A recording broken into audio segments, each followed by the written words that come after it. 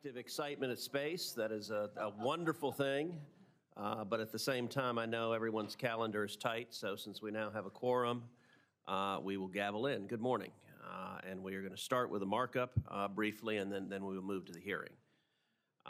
The Senate Committee on Commerce, Science, and Transportation will come to order. Today, we will consider the nomination of Ariel Roth to lead the National Telecommunications and Information Administration, NTIA. Ariel is an exceptional candidate for this position, and if I may say so, an exceptional person. Ariel is currently serving as my policy director for telecommunications on this committee. As I've directly observed, Ariel knows telecommunications law and policy as well as anyone else in this town. She has served as the wireline advisor to former FCC Commissioner Michael O'Reilly, as a detailee to the House Energy and Commerce Committee, and here in the Senate as legislative counsel to former Senator and committee member Roy Blunt. She'll bring energy and enthusiasm to NTIA, where she will pursue a win-win solution on spectrum that addresses both commercial and national security concerns. Now, I know the question many of you are wondering, has the baby come? And the answer is yes. As of 12:10 a.m., Ariel gave birth to a beautiful baby girl who is 7 pounds, 10 ounces, and she joins her 3 sisters and 2 brothers. I have to commend Ariel's timing of giving birth on the day of the voting committee on her confirmation. Congratulations, Dad.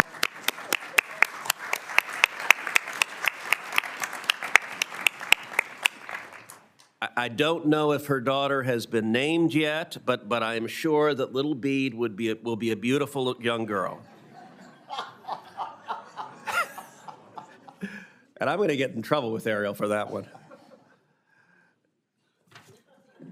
During her confirmation hearing, Ariel promised to administer the BEAD program, quote, to the benefit of the American people, not to any single individual or company.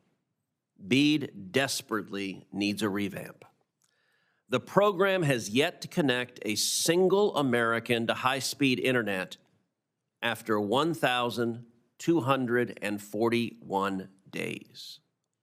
A major barrier is its laborious 14-step process, which writer Ezra Klein painstakingly outlined to a nonplussed Jon Stewart the other week. To quote Jon Stewart, "I'm speechless, Ezra. Honestly, it's far worse than I could have imagined." Here's something I don't say often. I agree with Jon Stewart.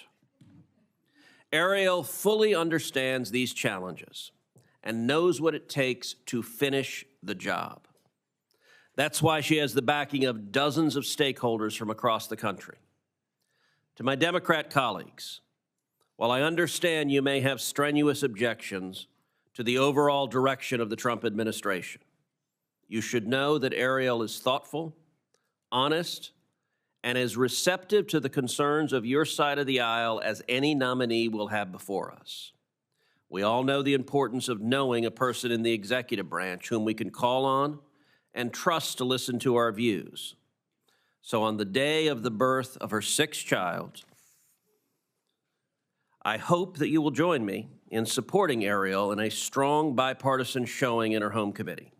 I now turn to Ranking Member Cantwell for her opening remarks. Thank you, Mr. Chairman, and thank you for making that wonderful announcement about Ariel and her family. It was a delight to have her and her husband and her children in the audience. Probably one of the most delightful moments that the committee has had in watching them, and we certainly congratulate her and her family. And I also, too, want to recognize the astronauts that I'm sure you will probably recognize later, but Reed Weissman, Victor Glover, Christina Cox, and Jeremy Hansen of the Artemis team that are here. Thank you so much. We're very proud of you. Thank you.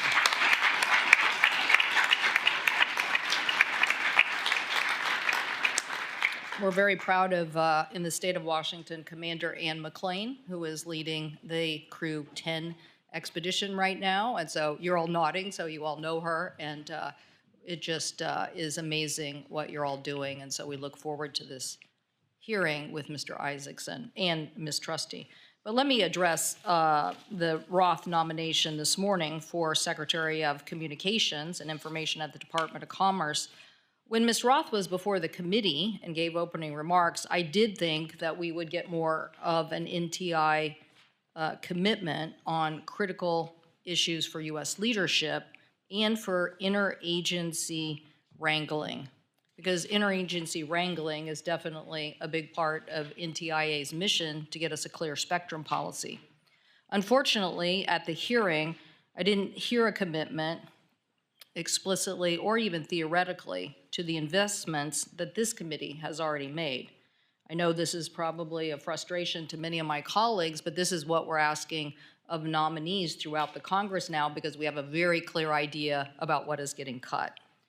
I have long advocated for a more evidence-based approach to our spectrum management policy. The first Trump administration rushed to bring spectrum to the commercial market, I believe, without some of the studies and interagency coordination.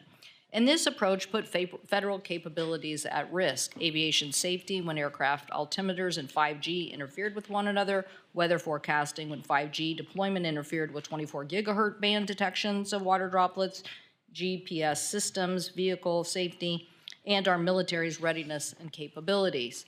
So I believe the next NTIA administrator must not repeat those avoidable mistakes of the past. The commercial value of spectrum is its ability to offset the tax cuts for the complexities of the system, but also it's critical that we safeguard our national security. Beyond domestic concerns, America's leadership in spectrum is key to protecting our national security, our ability to innovate. So to maintain that position in the world's cutting-edge technology, we need a fully coordinated national strategy that balances our domestic priorities and projects, our U.S. leadership in the International World Radio Conference and the Telecommunications Union. So while I agree we need to bring more spectrum to market, independent studies need to be completed so that we have the full understanding of the potential impacts to our national security and public safety. Ms. Roth was not clear about this, or whether she would wait for the results of an ongoing evidence-based spectrum ban with critical national security and public safety issues before making those decisions on spectrum reallocation. Specifically, when I asked Ms. Roth about repeating the process for ongoing studies of the lower 3G, 7, and 8 gigahertz bands that have been heavily discussed and debated in recent years, she did not commit. And so I am concerned about these national security issues. Spectrum management is just one of the issues where I felt like we could have had more clarity. Obviously, Mr. Chairman, you're bringing up the federal grant programs under NTIA, asked by many of the committee members about preserving the $42 billion lawfully allocated to states, tribes, and territories under the BEAD program, which Congress enacted to connect all unserved and underserved households to the affordable, reliability, high-speed access. Ms. Roth refused to commit to honor the agreements that NTIA has already made with states and tribes. So these are great concerns on the investments that our Congress has already decided. She had the opportunity to continue to answer those questions. For the record, we do not see the evidence of that commitment. I also, on the issue of Elon Musk and conflicts of interest and making sure that even potential conflicts of interest were clear, I also have concerns. So, Mr. Chairman, at this point in time, I cannot support Ms. Roth's nomination to be the director of NTIA. I recognize Senator Wicker for a motion. Well, thank you, Mr. Chairman. And let me just add a comment or two to the announcement that you made.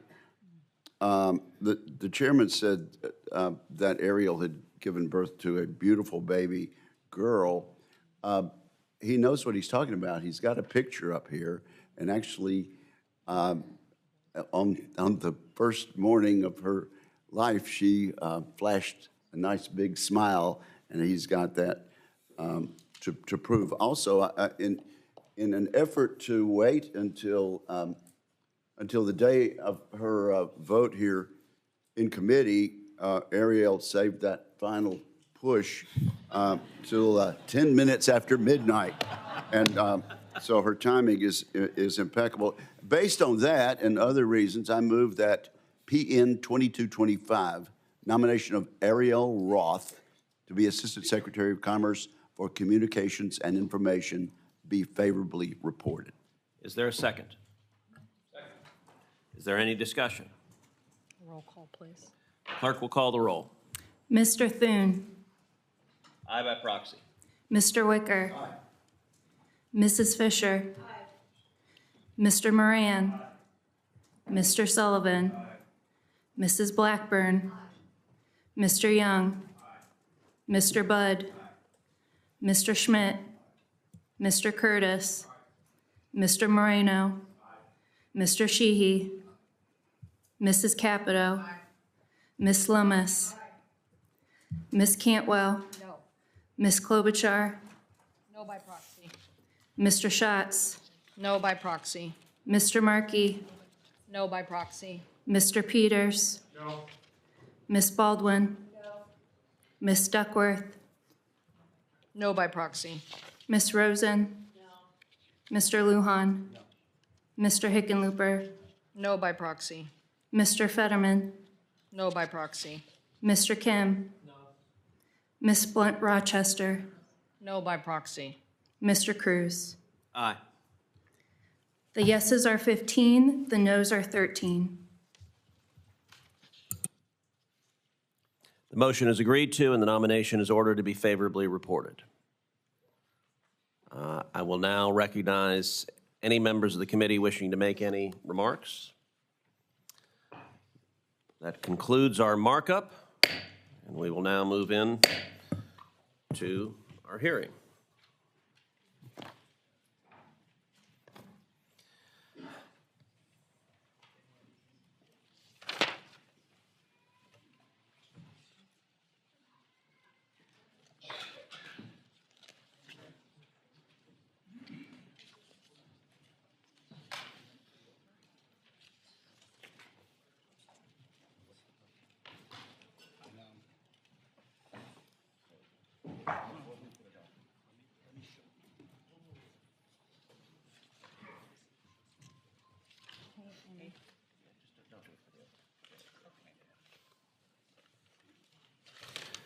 Today we will hear from Jared Isaacman, who has been nominated to lead the National Aeronautics and Space Administration, NASA, and from Olivia Trusty, who has been nominated to the Federal Communications Commission, the FCC. NASA has always been at the forefront of American leadership. In 1969, that meant putting a man on the moon. Today, it means returning there, this time to stay. Our nominee, Jared Isaacman, has been active in the commercialization of space exploration. In 2021, Mr. Isaacman commanded the first all-civilian spaceflight, Inspiration 4. In 2024, he flew his second commercial mission, going further into space than any other manned mission since Apollo 17. He brings a unique perspective to the challenges facing NASA and the space industry. Today, NASA is at a crossroads. The explosive growth of the commercial space sector, from hardware manufacturers to space tourism ventures, has transformed the celestial and economic landscape. Space is no longer the exclusive domain of sovereign nations and a handful of legacy defense contractors. The democratization of space has spurred growth, reduced launch and satellite costs, and fostered the curiosity of the next generation. At the same time, the future of the final frontier has never been more uncertain. In military terms, space is the ultimate high ground. A nation that dominates in space can deprive others not only of intelligence capabilities, but modern conveniences like GPS and satellite internet. And make no mistake, the Chinese Communist Party has been explicit in its desire to dominate space, putting a fully functional space station in low Earth orbit and robotic rovers on the far side of the moon. We are not headed for the next space race. It is already here. President Trump alluded to this race in his inaugural address when he envisioned American astronauts on Mars. I strongly support the president's vision. In fact, my 2017 NASA Authorization Act was one of the very first pieces of legislation President Trump signed in his first term, and it explicitly enshrined this goal in law. But the pursuit of the next horizon cannot mean abandoning American dominance where it is already established. The International Space Station has been continuously manned for more than 20 years, serving as a hub for research and testing together with our international partners in space exploration. While we will eventually have to retire the ISS, before that happens, we must put the necessary systems in place to support and command American astronauts continually in low Earth orbit. We cannot surrender low Earth orbit to the Chinese or to the Russians. Likewise, the Artemis mission, launched during President Trump's first term, is set to return American astronauts to the moon and establish a sustained human presence there. Joining us in the audience today, as we heard earlier this morning, are the 4 Artemis II astronauts: Reed Weissman, Victor Glover, Christina Cook, and Jeremy Hansen.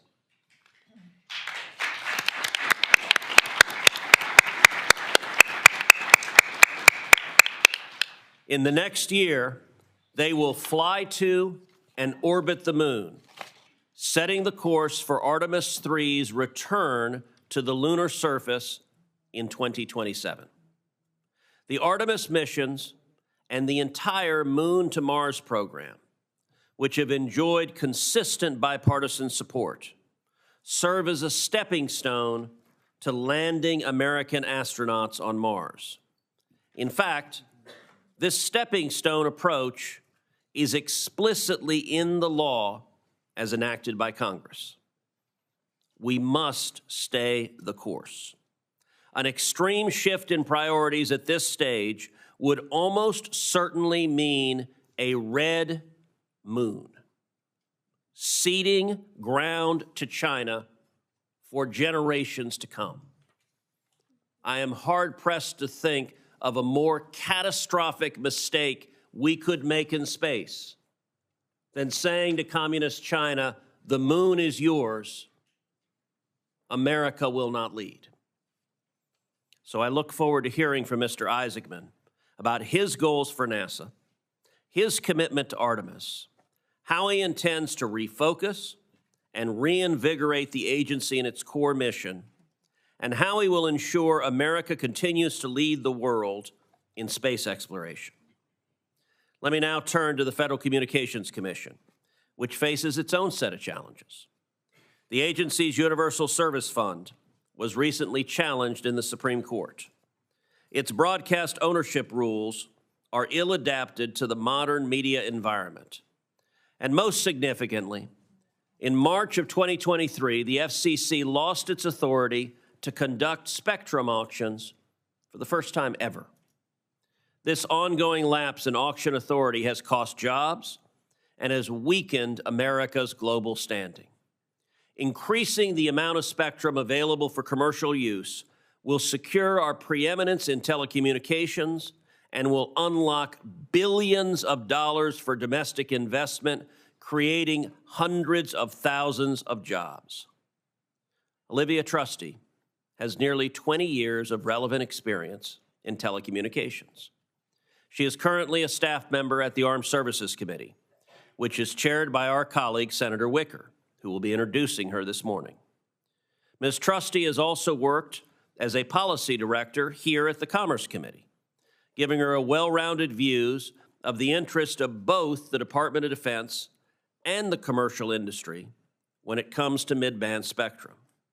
I am confident that Ms. Trusty will be an asset at the FCC, where she will champion a spectrum pipeline, protect free speech, and ensure access to fast and affordable internet. I look forward to hearing from both of today's nominees and learning how they hope to advance American greatness within their institutions. I now turn to Ranking Member Cantwell for her opening remarks. Thank you, Mr. Chairman, and good morning to our two nominees, Mr. Isaacman and Ms. Trusty. Congratulations on this nomination.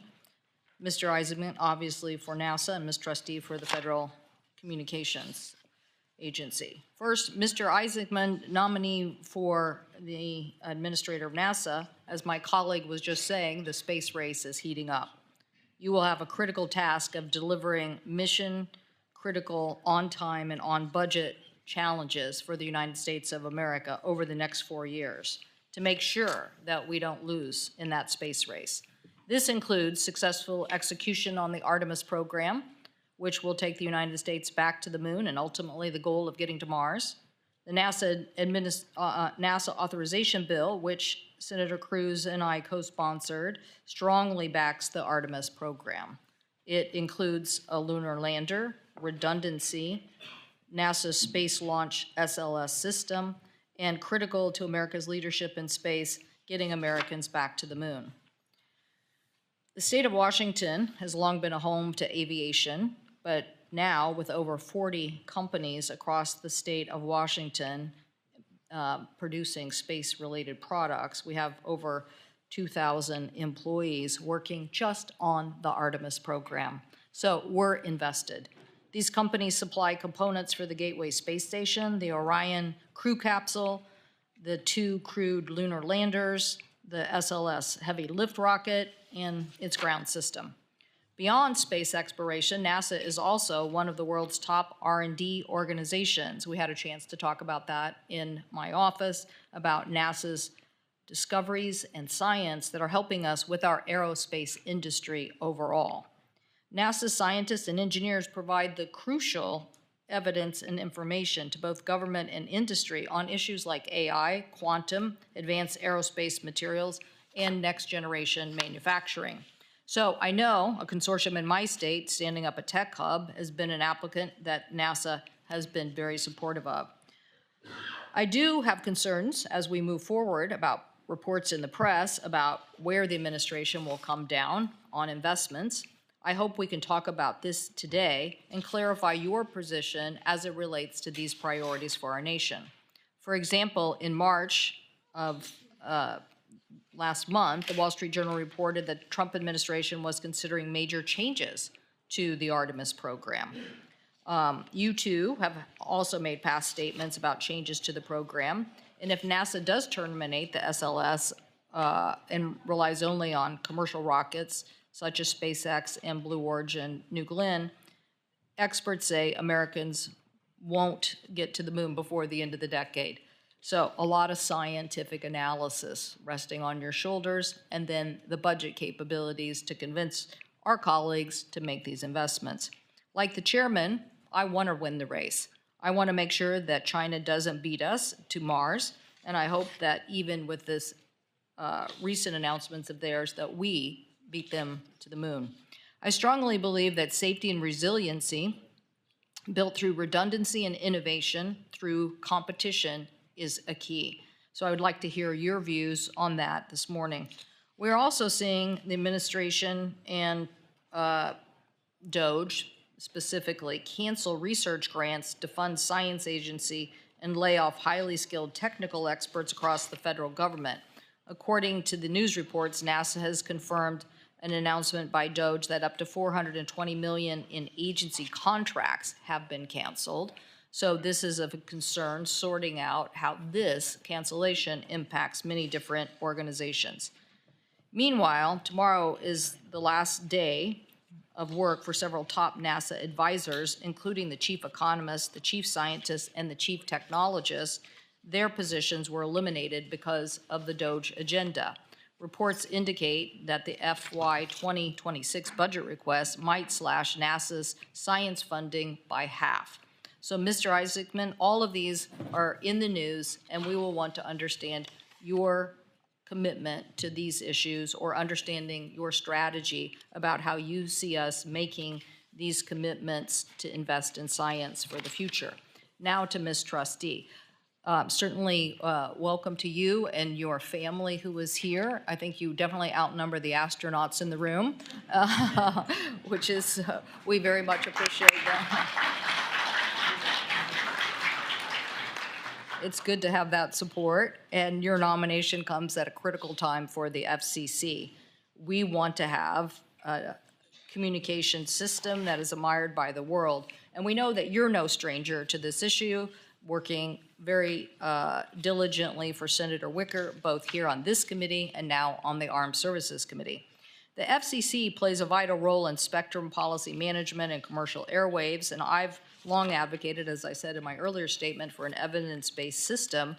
And during the first Trump administration, the rush to auction, I think, raised some concerns, and most notably, they sold the C-band without proper FAA coordination about the impacts of aircraft altimeters, creating an unnecessary problem that almost caused flights to be grounded and slowed down the implementation of 5G. So I hope we'll hear about that issue, how you see us getting a more balanced approach in communication.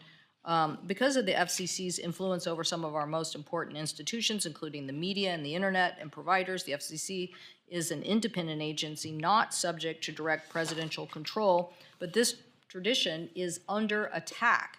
The Trump administration is seeking to bring independent agencies like the FCC under the president's direct control. Recently, the president fired 2 Democratic commissioners at the Independent Federal Trade Commission without cause. So let me be clear, removing independent commissioners based on their party affiliation sets a dangerous precedent. I expect this administration will maintain a fully FCC staff with 5 commissioners, including 2 Democrats. And meanwhile, the Trump administration FCC chair has launched a series of investigations into media companies that the president doesn't like. So I was very happy to see this recent decision on holding up the AP. Very important to have a very, very competitive landscape when it comes to media and news production. The FCC should return to its longstanding role as a neutral, independent regulator, and so look forward to asking you questions about that as well today. But again, congratulations on your nomination. Thank you, Mr. Chairman. Thank you, and in a moment I will recognize Senator Wicker, but I do want to note, in addition to the 4 Artemis II astronauts who are here, we actually have a total of 10 astronauts in the room. We have 6 more. We have the astronauts of Polaris Dawn, Scott Poteet, Sarah Gillis, and Anna Menon.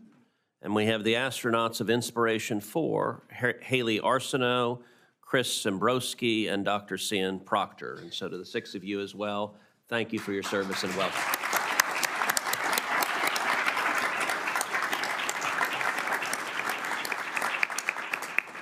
And I have to say, anytime you have 10 astronauts in the room, this may be the most badass assemblage at a commerce hearing that I've seen. And with that, I recognize Senator Wicker to make an introduction. Well, thank you, Mr. Chairman, and yes, thank you for introducing all of our astronauts. And as you can see, Senator Fisher and I engaged in a little hero worship before you hit the gavel and started this.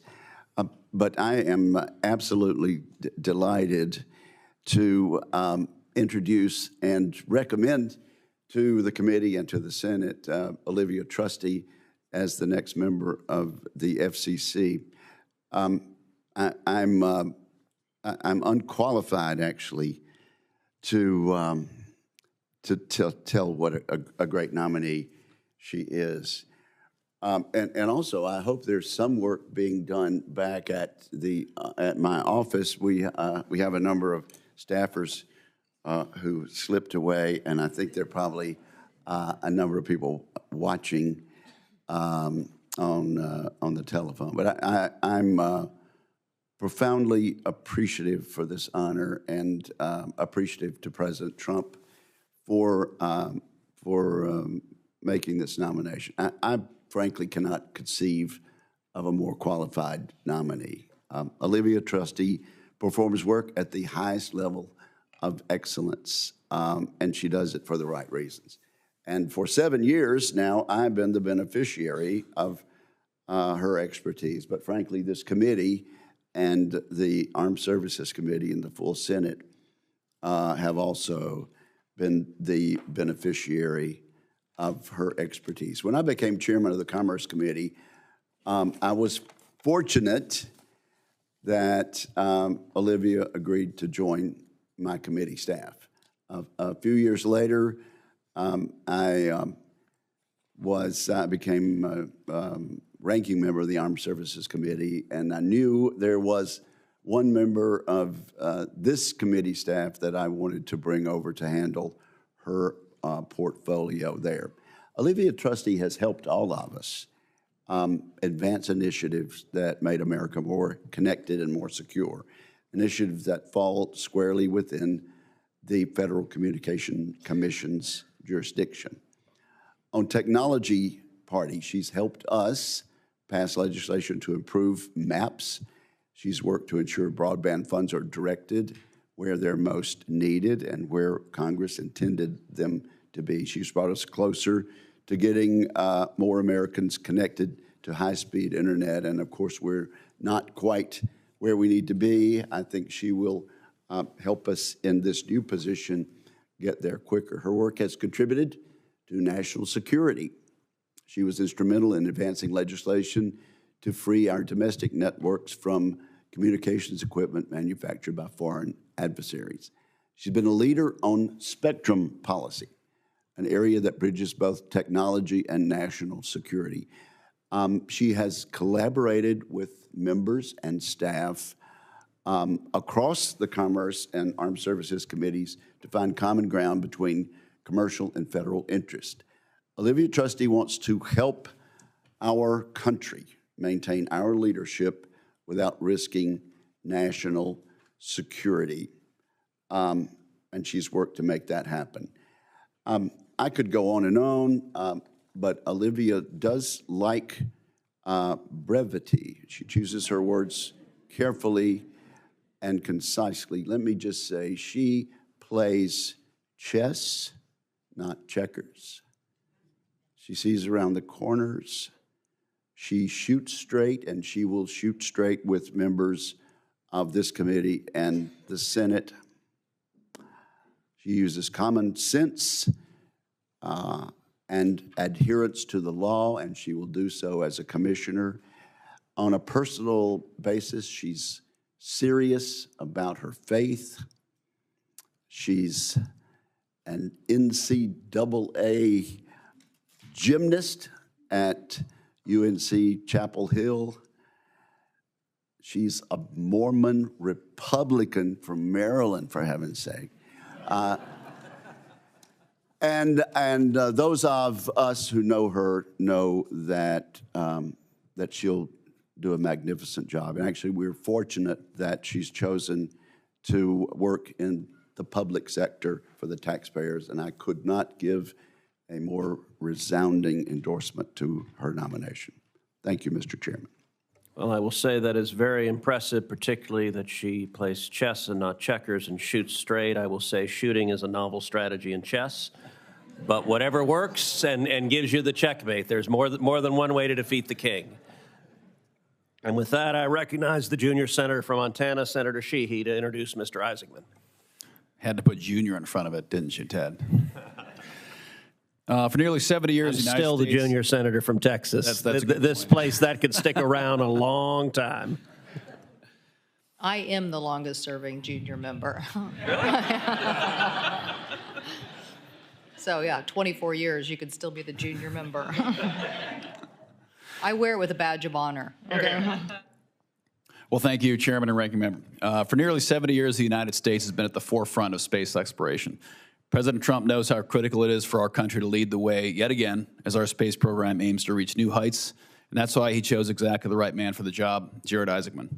I've personally known Jared for several years, sharing an aviation community in Montana and cooperating with him on improving the education experience for our next generation of explorers, astronauts, engineers, and pilots who attend space camp at the U.S. Space and Rocket Center in Huntsville, Alabama. Of note, both Jared and I attended space camp, an arduous 5-day program for small children, And I would say it lit a spark in both of us to chase the dream of aviation and aerospace. We both dreamed of being astronauts as children. The difference is Jared actually is one, whereas I had to settle for the decidedly less cool title of senator. America has been the leader of global space travel for generations, pushing the boundaries of science and testing the limits of human endurance and intellect. All Americans should be deeply proud of the incredible accomplishments of heroes like Alan Shepard, John Glenn, Neil Armstrong, Jim Lovell, and many others. The sacrifice and leadership of these brave astronauts is what most Americans know well. What they usually don't know is that behind each and every one of these heroes, many of whom sitting in front of us, is a massive team of dedicated engineers, program managers, innovators, test pilots, welders, electricians, truck drivers, and families who are the true heroes of our space program. To lead this incredible team requires a leader who not only understands and believes in the mission, but also has the interdisciplinary skill sets to coordinate these cross-functional teams to achieve critical outcomes. As we have unfortunately seen in recent days, NASA is struggling. And what's worse, it has been struggling for the past couple of decades.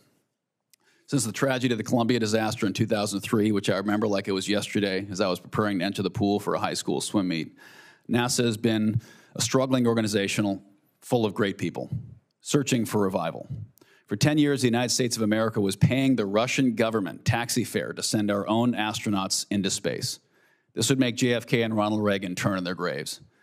And in light of the recent Starliner mission to the ISS that left astronauts stuck in space for 9 months, we are reminded that much work still remains. President Trump, and Elon Musk, who's one of our greatest space entrepreneurs, both knew it was time for a change. And enter Jared Isaacman. Despite his childhood desire to be an Air Force pilot and an astronaut, Jared found out that he was smarter than most and started a disruptive software company in his garage as a teenager. That company grew to be a tremendous multi-billion-dollar success, and that success fueled his ascension into the Hall of Fame as a record-setting jet pilot, an aggressive fighter pilot for our Air Force, combat pilots, and most recently, the first civilian astronaut to ever conduct a spacewalk. On top of all that, Jared and I share another passion: pediatric philanthropy. Jared has personally donated millions of dollars to improve healthcare for at-risk children all over America, a cause which brought us together. NASA is at a point of great pride for a generation. It represents a moral obligation for us to continue to lead in the greatest frontier ever known, and it deserves strong leadership. Jared is an articulate leader, a great father and husband, and one of the smartest people in America. Jared understands not only how to manage complex multi-billion-dollar organizations, but also how to design and engineer critical systems. And to top it all off, he knows how to fly spaceships. America has given us a mandate to push the boundaries of outer space, and NASA is in need of spiritual and organizational rejuvenation, and that will take fresh, bold leadership. Jared is the perfect man for the job, and I look forward to adding NASA administrator to his already remarkable resume. Thank you. Thank you. I now recognize Mr. Isaacman for his opening statement. Thank you, and Senator Sheehy for the very generous introduction. Thank you, Chairman Cruz, Ranking Member Cantwell, distinguished members of the committee. I'm honored and very grateful to be here before you today as President Donald Trump's nominee to lead the National Aeronautic and Space Administration. I have lived the American dream, and I owe this nation a great debt. I would happily serve President Trump in any capacity, but to work alongside the people that have expanded the boundaries of exploration and brought humanity closer to the stars would be the privilege of a lifetime. Before I begin, I would like to acknowledge my crewmates, as you did earlier, Senator, along with my wife, Monica, and my two wonderful daughters that are sitting behind me, Mila and Liv. I do recognize I am a newcomer, so I thought I would share a bit about my story, along with my understanding of the challenges and the opportunities that lie ahead. I am an entrepreneur, and my journey began when I took a risk and left school at age 16 to build a company in my parents' basement. Despite my unconventional start, I found success very early in life and led my company into a multi-billion-dollar enterprise that employs thousands. I'm a pilot with an aeronautics degree. Over the last 20 years, I've flown over 7,000 hours in jets and ex-military aircraft, setting world records and performing in air shows. My passion for aviation also led me to start another company, this time a defense aerospace business. As a company, we operated the world's largest private air force. Our job was to fly fighter jets as adversaries, executing enemy tactics and training American warfighters. We managed hundreds of millions in defense contracts and saved taxpayers billions along the way. I'm also an astronaut. Alongside a talented team, I led 2 record-breaking missions to space. On my last mission, we tested a new spacesuit while performing a spacewalk and orbited farther away from Earth than any human has gone since the last time Americans walked on the moon. Along the way, my 2 crewmates, Sarah Gillis and Anna Menon, became the women who've journeyed farthest from Earth ever. I'm an advocate for science. During these missions to space, my crew and I performed approximately 50 science and research experiments. I've also publicly supported the Chandra X-ray Observatory and offered to fund a mission to extend the life and capabilities of the Hubble Space Telescope. I care about the people back at home and our collective future here on Earth. My space career did not burden the taxpayers. They were privately funded and aimed at inspiring and helping people all over the world. One example is the over $250 million we raised to support St. Jude Children's Research Hospital and their critical work to ensure no child dies in the dawn of life. Alongside these efforts, I've personally donated hundreds of millions of dollars to charitable endeavors. I share all of this because I am not a typical nominee for this position. I've been relatively apolitical. I am not a scientist. I never worked at NASA. I do not think these are weaknesses. In fact, I believe President Trump found them to be strengths. And if confirmed, I will bring all my experience to the greatest adventure in human history, the quest to discover the secrets of the universe. On that note, NASA is the most accomplished and respected space agency in the world, but for all NASA's historic achievements, the agency is not without challenges. Presidents have called for a return to the moon and a path to Mars since 1989, and well over $100 billion has been spent without the intended results. Most programs, new telescopes, rovers, X-planes, entire spaceships, are over budget and behind schedule. And this is discouraging because when people look up at the stars and wonder what is out there, they want those answers today and not decades down the road. And I know it is not lost on members of this committee that we have geopolitical rivals moving at impressive speeds. It's imperative for our national security, our pride, and all that we stand to gain in exploration that we never come in second place. If confirmed, and with the support and guidance of President Trump and members of Congress, we will reinvigorate a mission-first culture at NASA with the following objectives. First, American astronauts will lead the way in the ultimate high ground of space. As the President stated, we will prioritize sending American astronauts to Mars, and along the way, we will inevitably have the capabilities to return to the moon and determine the scientific, economic, and national security benefits for maintaining a presence on the lunar surface. We will focus our technology development efforts on the world's greatest engineering challenges, such as the practical application of nuclear propulsion, so we can truly unlock humankind's ability to explore among the stars. Second, we will ignite a thriving space economy in low Earth orbit. By working alongside international partners and industry, we can unlock the true economic potential of space and deliver meaningful benefits to the American people, potentially even charting a course for NASA to become a financially self-sustaining agency. Number 3, NASA will be a force multiplier for science. We will leverage NASA's scientific talent and capabilities to enable academic institutions and industry to increase the rate of world-changing discoveries. We will launch more telescopes, more probes, more rovers, and endeavor to better understand our planet and the universe beyond. If confirmed, I will work alongside and recruit the most talented minds this nation has to offer, and we will concentrate our resources towards achieving the near impossible, the objectives that no other agency, company, or institution is capable of accomplishing. We will do so, knowing the risks and the groundbreaking opportunities that lie ahead, because some risks, like exploring the worlds beyond ours, are worth taking. We will do this not just to expand our knowledge or strengthen our national security, but to improve all life here on Earth and inspire the next generation to reach even further. This is why America needs NASA, why the world needs NASA, because there is no more important investment than inspiring our children to build a better and more exciting future. And the best way NASA can do that is by delivering on our mission and ushering in a new golden age of science and discovery, and we will not fail. Thank you. Thank you. Ms. Trusty. Thank you. Chairman Cruz, Ranking Member Cantwell, members of the committee, thank you for convening this hearing. Senator Wicker, thank you so much for your very kind introduction. It has been a privilege to work with you on your staff for nearly 8 years, serving the people of Mississippi and all Americans. Thank you so much for this opportunity. I also thank President Trump for the incredible honor of this nomination to be a commissioner at the Federal Communications Commission. And last but not least, I thank my family for their love and support and I'll briefly introduce those here today and watching via webcast. My parents, Terry and Ellen Trusty, my sisters, Lauren, Jennifer, Angela, Elizabeth, and Caroline, and my brother, TJ, my brothers and sister-in-law, Thomas Ventimiglia, Matthew Burton, Sola Fafita, and Naeem Trusty, and my precious nieces and nephews, Sophia, Thomas, and Julian Ventimiglia, Ella, Jack, Caroline Kay, and Henry Burton, and Isabel, Summer, Ellen, and Lana Trusty. I love you all so very much. Growing up in a large family with 5 sisters and 1 brother, I was taught early on about the value of service. Through my parents' daily actions, they emphasized the importance of helping others, whether through small acts or larger commitments. As I've grown older, I've credited my parents' example to the example set by my paternal and maternal grandfathers, George Preston Trusty Sr. and Ernest DeWitt Powell Jr., both of whom served our country in World War II and the Korean War, respectively. Although my grandfathers came from different backgrounds, they shared a common commitment to defending this country and protecting the values we all hold dear.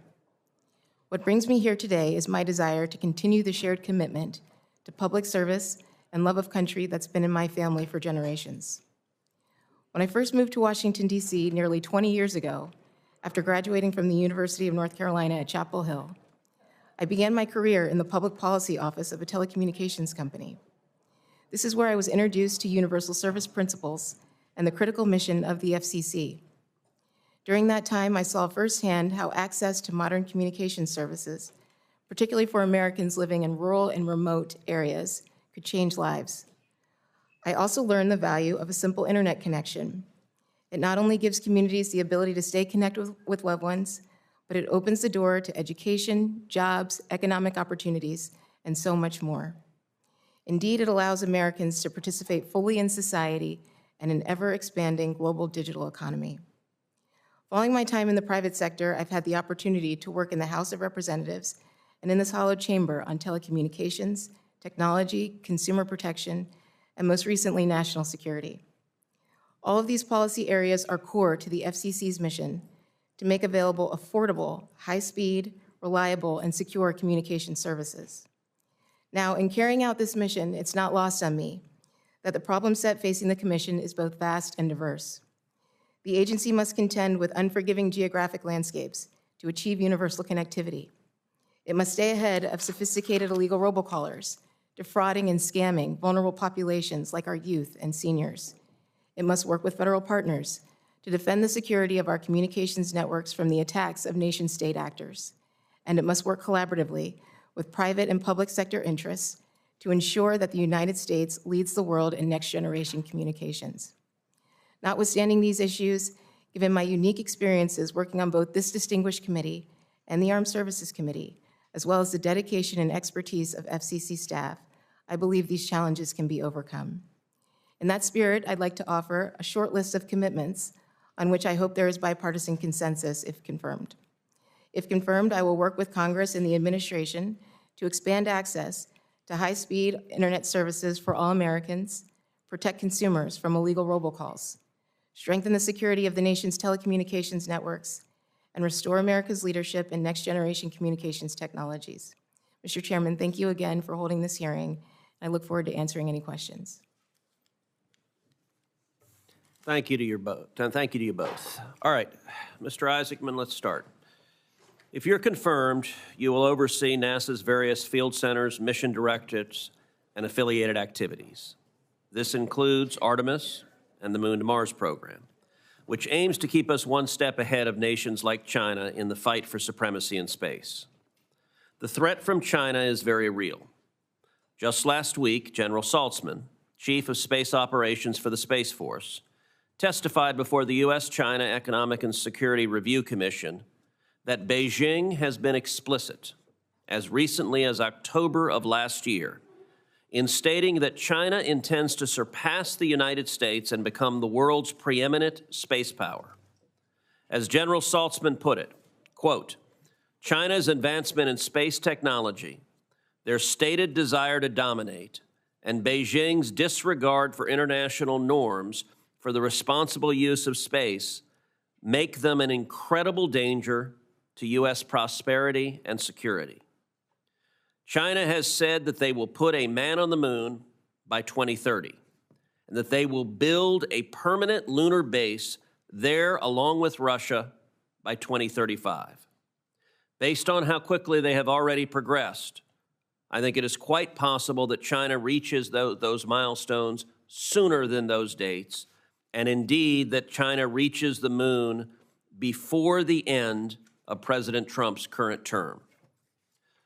Mr. Isaacman, if China beats us to the moon, what consequences might America face? Mr. Chairman, I really appreciate that question, and I couldn't agree more with all of your commentary, sir, including in your opening remarks.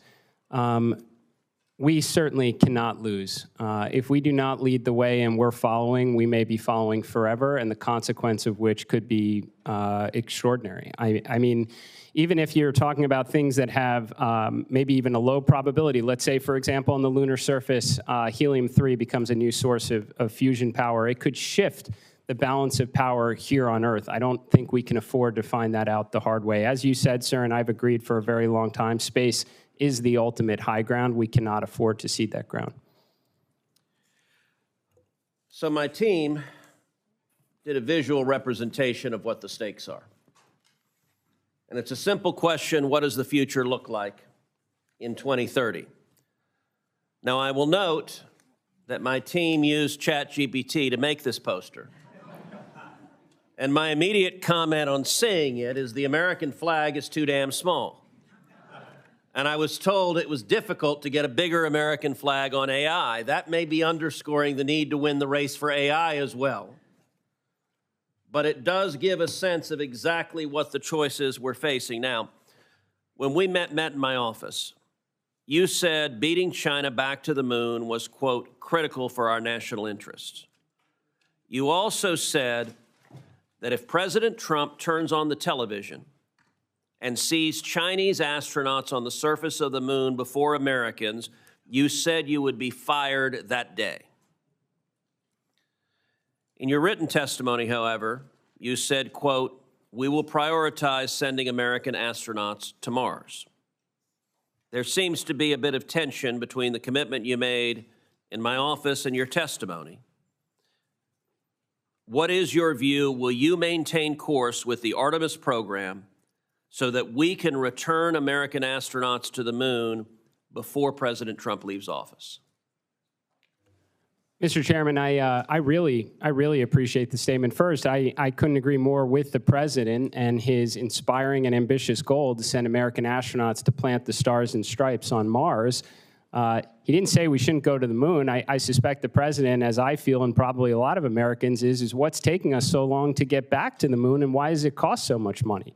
I absolutely want to see us return to the moon. As I mentioned in my prepared remarks, determine the economic, scientific, and national security value while we are also proceeding towards Mars. I don't think we have to make any tough trades here, Senator. I think if we can concentrate our resources at the world's greatest space agency, we don't have to make a binary decision of moon versus Mars, or moon has to come first versus Mars. I think we could be paralleling these efforts and doing the near impossible, which is exactly why the American taxpayers funded NASA in the first place. Well, I will say on the question of whether NASA has to implement moon then Mars, United States law is explicit and unequivocal on that. 51 U.S.C. Section 20302, which Senator Cantwell and I wrote, says, vision for space exploration. The administrator shall establish a program to develop a sustained human presence in cislunar space or on the moon as a stepping stone to future exploration of Mars and other destinations. The notion of the moon as a stepping stone is explicitly in U.S. law. Do you acknowledge that? Yes, I do, Senator. And let me ask you, given the current NASA budget, if we assume for a moment we're not going to see a dramatic shift and NASA's budget double tomorrow, do you believe it is possible to stand up a full mission to the moon and a full mission to the Mars simultaneously?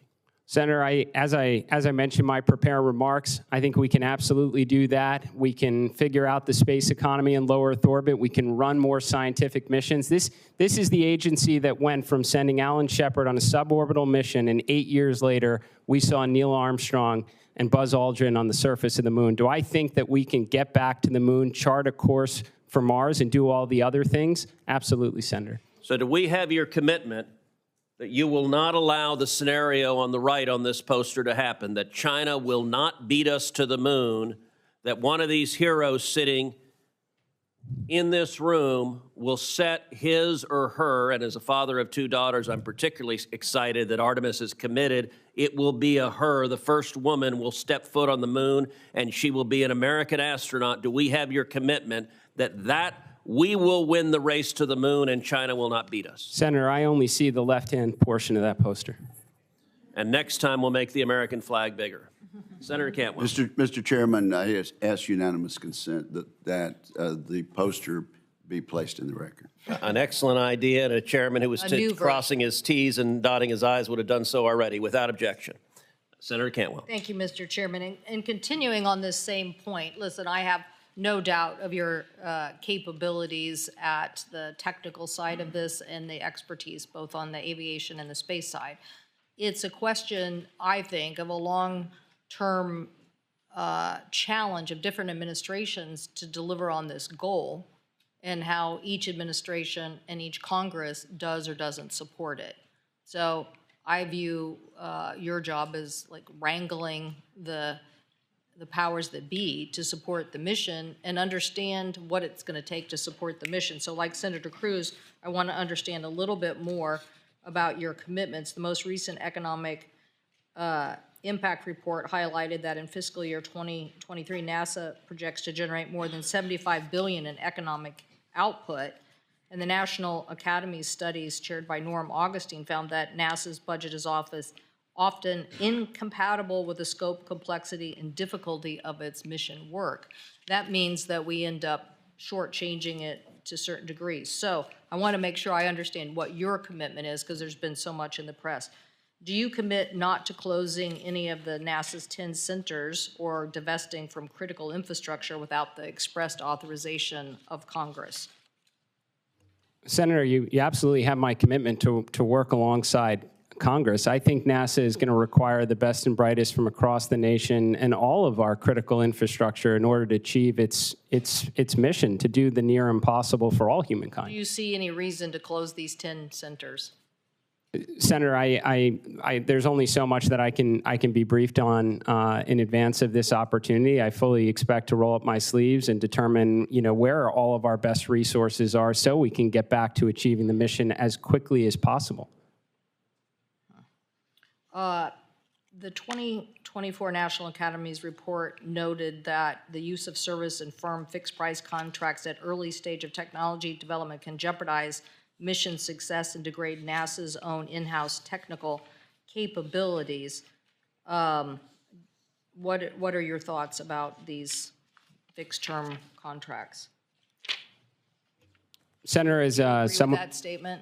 I guess, do you agree with that statement? They can be deleterious. I'm just asking if you agree with that.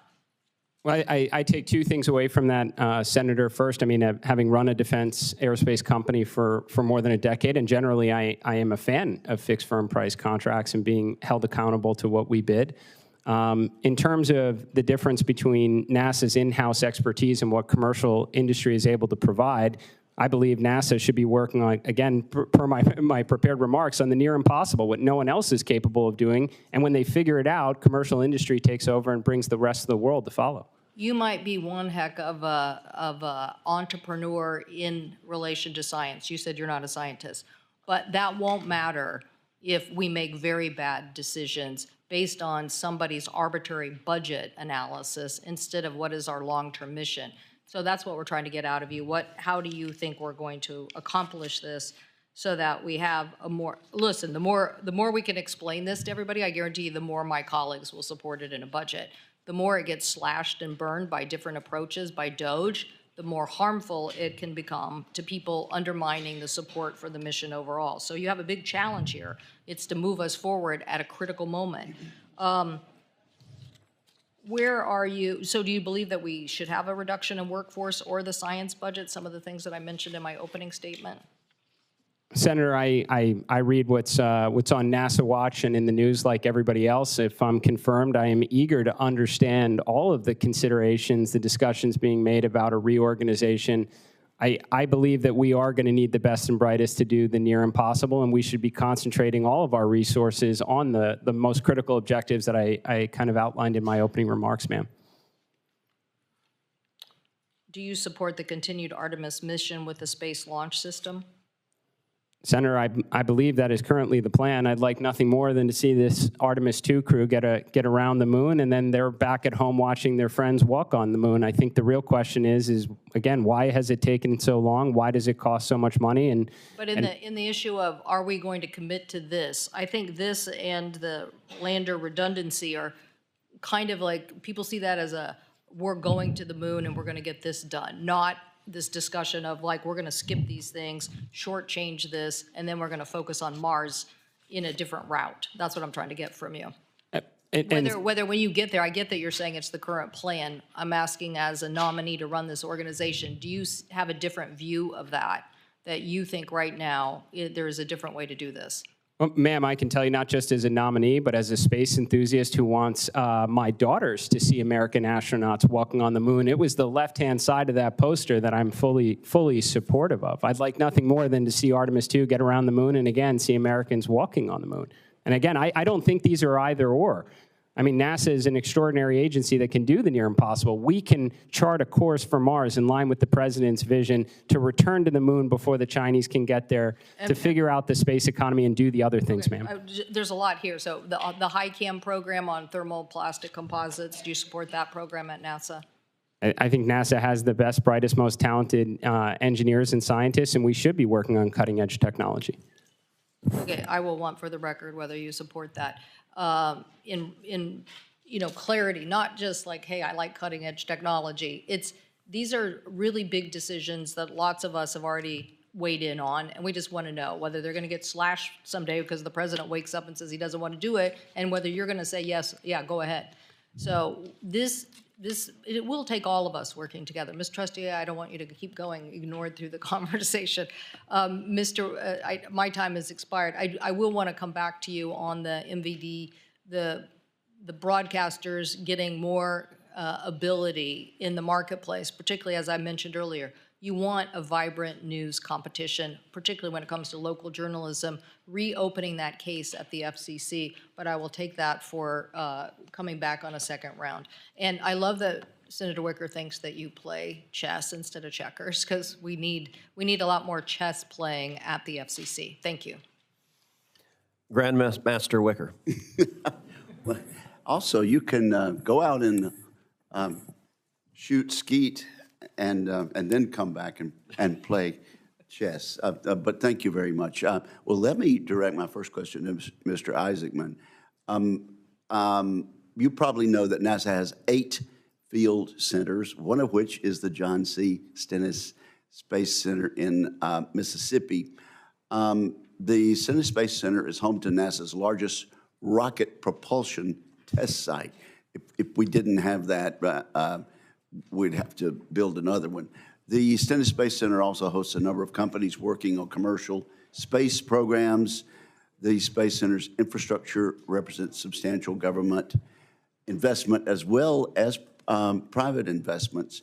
So the day after you're confirmed and sworn in, will you come to visit me in Mississippi at the Stennis Space Center? I will get there as soon as I possibly can, Senator. All right. Well, I think that's a fair answer. Now, Ms. Trusty, let's talk about the plan for broadband bill. We finally got that reported a few weeks ago, and you worked with members of this committee, even as a staff member for the Armed Services Committee, in getting some compromise language on the Plan for Broadband Act. Do we need it? And what accommodations did we make to get everybody on the same page? Senator, thank you so much. Take about a minute and a half. Okay.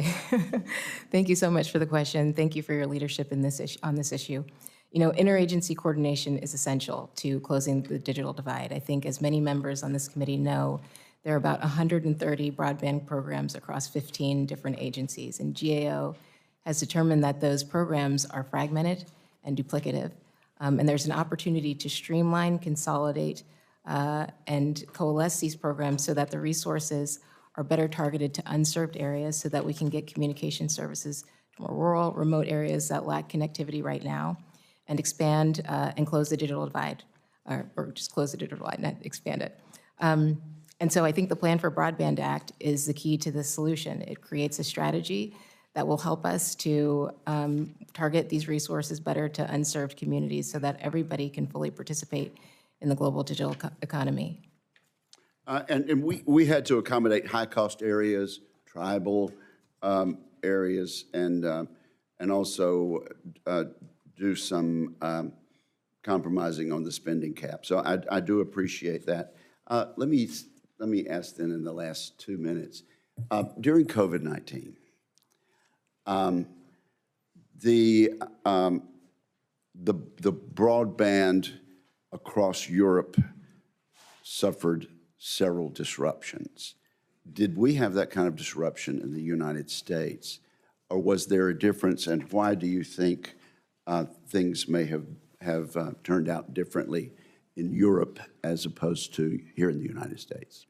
Thank you so much, Senator. I appreciate this question. You know, I think the reason why we did not face the same issues here during the COVID pandemic as it relates to our internet networks is because competition and innovation, a light touch regulatory framework we saw worked really well. We just have not seen the predicted harms materialize in the absence of more prescriptive legacy regulations. And so under your leadership when I was on this committee, to ensure consumers were protected, even if competition and innovation fail, you set up a bipartisan net neutrality working group to put together bipartisan legislation to ensure that consumers were protected regardless, but that we had a modern framework. I thought that was a great example of how to move forward with our next generation networks and ensure that consumers continued to have access to critical connectivity services. Has there been any throttling or blocking in the United States in recent years? Senator, I'm not aware of any of the predicted harms materializing that were projected during this debate a couple of years ago. Thank you very much. Thank you, Mr. Chairman. Thank you. Senator Kim. Yeah, thank you, Chair. Mr. Isaacman, I'd just like to start with you. I guess I just wanted a little more clarity about, are you committed to having a permanent presence on the moon? Senator, I think the biggest thing is we need to get back there. It's been taking a very long time, and the American taxpayers have invested an awful lot. I agree with you on that front. Yeah. I think we can take that for granted between me and you. But I guess I want to get a sense, because the chairman laid this out, actually, and the poster that he had wasn't just about getting back to the moon, but it was about sustaining a presence on the moon. And I just feel like I don't have a good understanding of what your actual position is right now on that.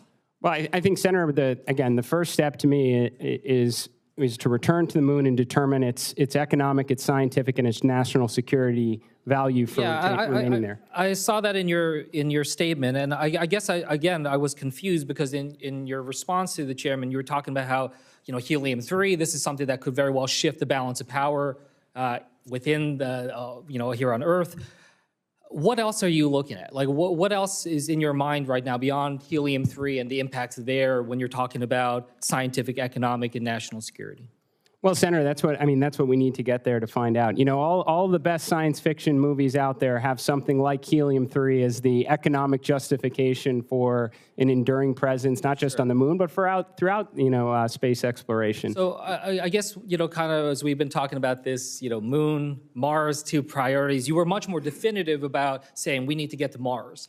So I guess I just want to ask you that same question. What are the scientific, economic, and national security priorities that you see more clearly when it comes to going to Mars right now than in terms of having a permanent presence on the moon? Well, Senator, to be clear, I certainly hope in the future that we have lots of space stations, a full lunar outpost, a Mars outpost, and we're pushing even beyond that. I'm just saying we need to get back to the moon. We need to figure out why we need to be there, and I certainly hope there is a reason. Why do we need to be at, what I'm trying to get a sense of, you seem much more definitive about saying we need to get to Mars and putting resources towards that effort. What are the specific economic, scientific, and national security interests you see there? Because I get a sense that you have some greater clarity there than you do when it comes to the moon. Well, I would actually hope you're getting a sincere answer from me that we should be doing both and the other things. Now, You think we can do both moon and the Mars on the current NASA budget? I sure hope so. NASA was built to do the near impossible and have a thriving space economy in low Earth orbit and continue extraordinary science missions to kind of unlock the secrets of the universe, sir. Well, I guess I just want to reinforce what the chairman said. I mean, I think we need to have much more clarity in how we're talking about what it is our objectives when it comes to the moon. As mentioned, we have a lot more clarity about what China's objectives are, and I hope that that is something that you can clarify quickly if you are confirmed.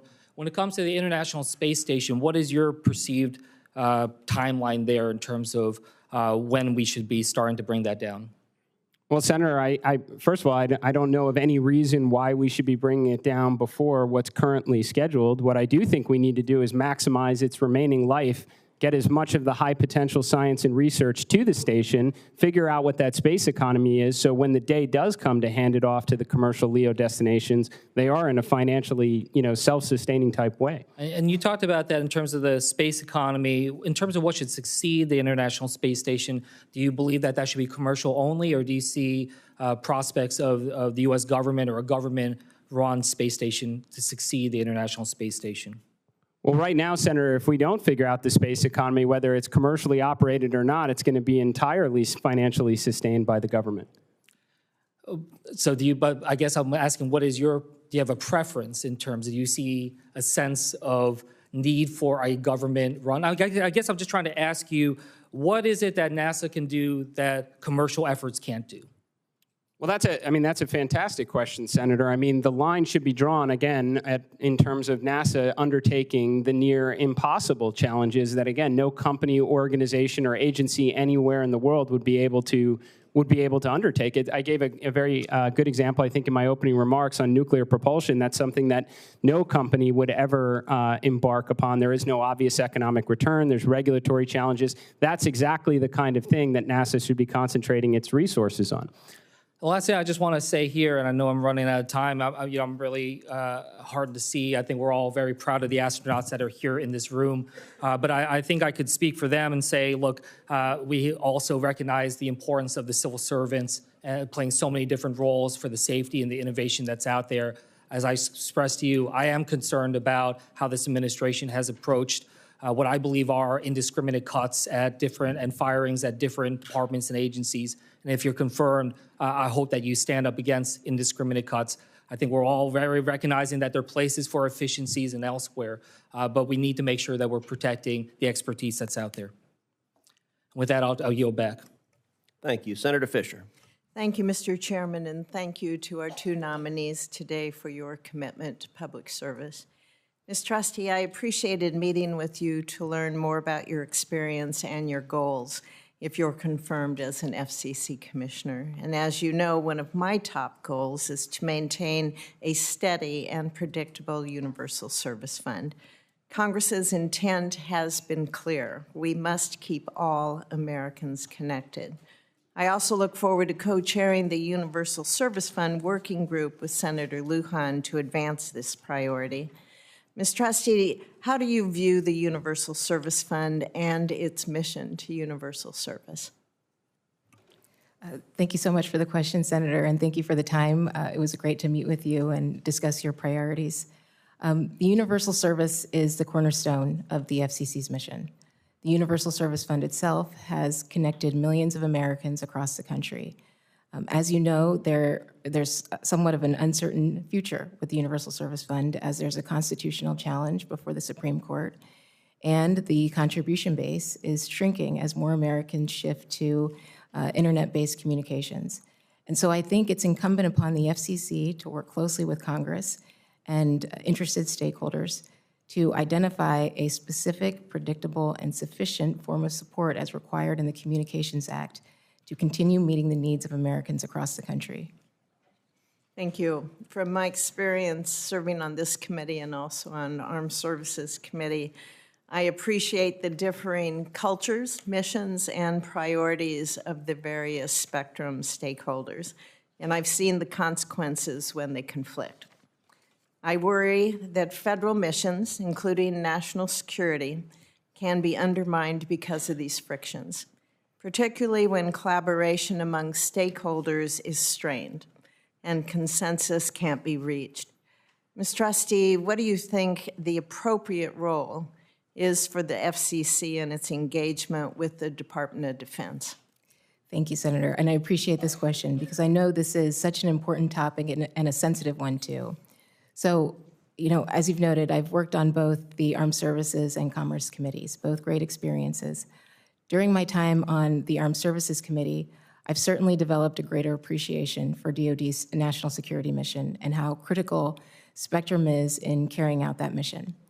I also know from my time on the Commerce Committee that spectrum is the lifeblood of wireless communications. It's essential to meeting our economic objectives both domestically and abroad.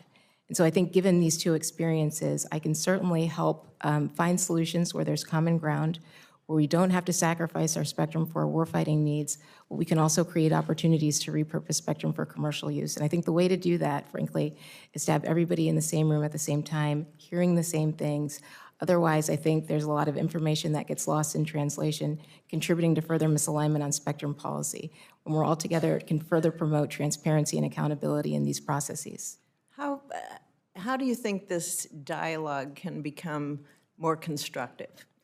Do you have any suggestions on how to do that? As a member of the staff on the Armed Services Committee, you had access to classified briefings that others do not have access to. So you have a fuller understanding of what's at stake here. So how can we have a constructive dialogue? Well, Senator, I think that's the issue. When I was on the Commerce Committee, I didn't have a full clearance, and so I wasn't privy to many of DoD's assets and capabilities. But when I was on the Armed Services Committee, I had a clearance and could understand better, or to a better degree, why some of the assets and systems were so essential. I'll say, though, I think we have to find a way to accommodate both our national security and economic security interests. I worry that if either side of this debate fails, then our global competitors win, and I think that would have a devastating consequence to our economic and national security. And I think we're beginning to achieve that way forward. Yes, ma'am. Looking at the international role on telecommunications, how can a more unified position among federal agencies boost the United States global leadership? How can we ensure that national security perspectives are included in an overall position that we have for this country? Absolutely, Senator. Thank you for this. So I had the opportunity to attend the last WRC in Dubai, and I think the takeaway was that America didn't put our best foot forward because we didn't have a unified approach to our spectrum policy. And so I think if we have a unified strategy where we highlight key U.S. interests, whether with respect to both our economic and national security, it gives us more time and space to work with our international partners and allies to develop coalitions where they have a lot of similar interests. And going into it that way, we can preempt those who are attempting to undermine U.S. values, among other things. And if confirmed as an FCC commissioner, the commission as a whole would definitely have a leadership role in that process, correct? Absolutely. So the Department of State typically runs the WRC process, but NTIA and the FCC certainly contribute to that. Thank you very much. Thank you, Mr. Chair. Thank you. Senator Klobuchar. Thank you, Mr. Chair. Thank you to both of you for being here. You win the prize as the best name for a nominee, Ms. Trusty. I just wanted to have one follow-up from Senator Fisher's questions, because I care a lot about universal service. Senator Thune and I have worked a lot on that together. How do you think the FCC should modernize the USF to ensure its long-term sustainability? Thank you for the question, Senator. You know, I know that there are a number of proposals on the table, whether it comes from identifying a specific, predictable, or sufficient funding resource to ensure the Universal Service Fund can continue to meet connectivity needs across the country.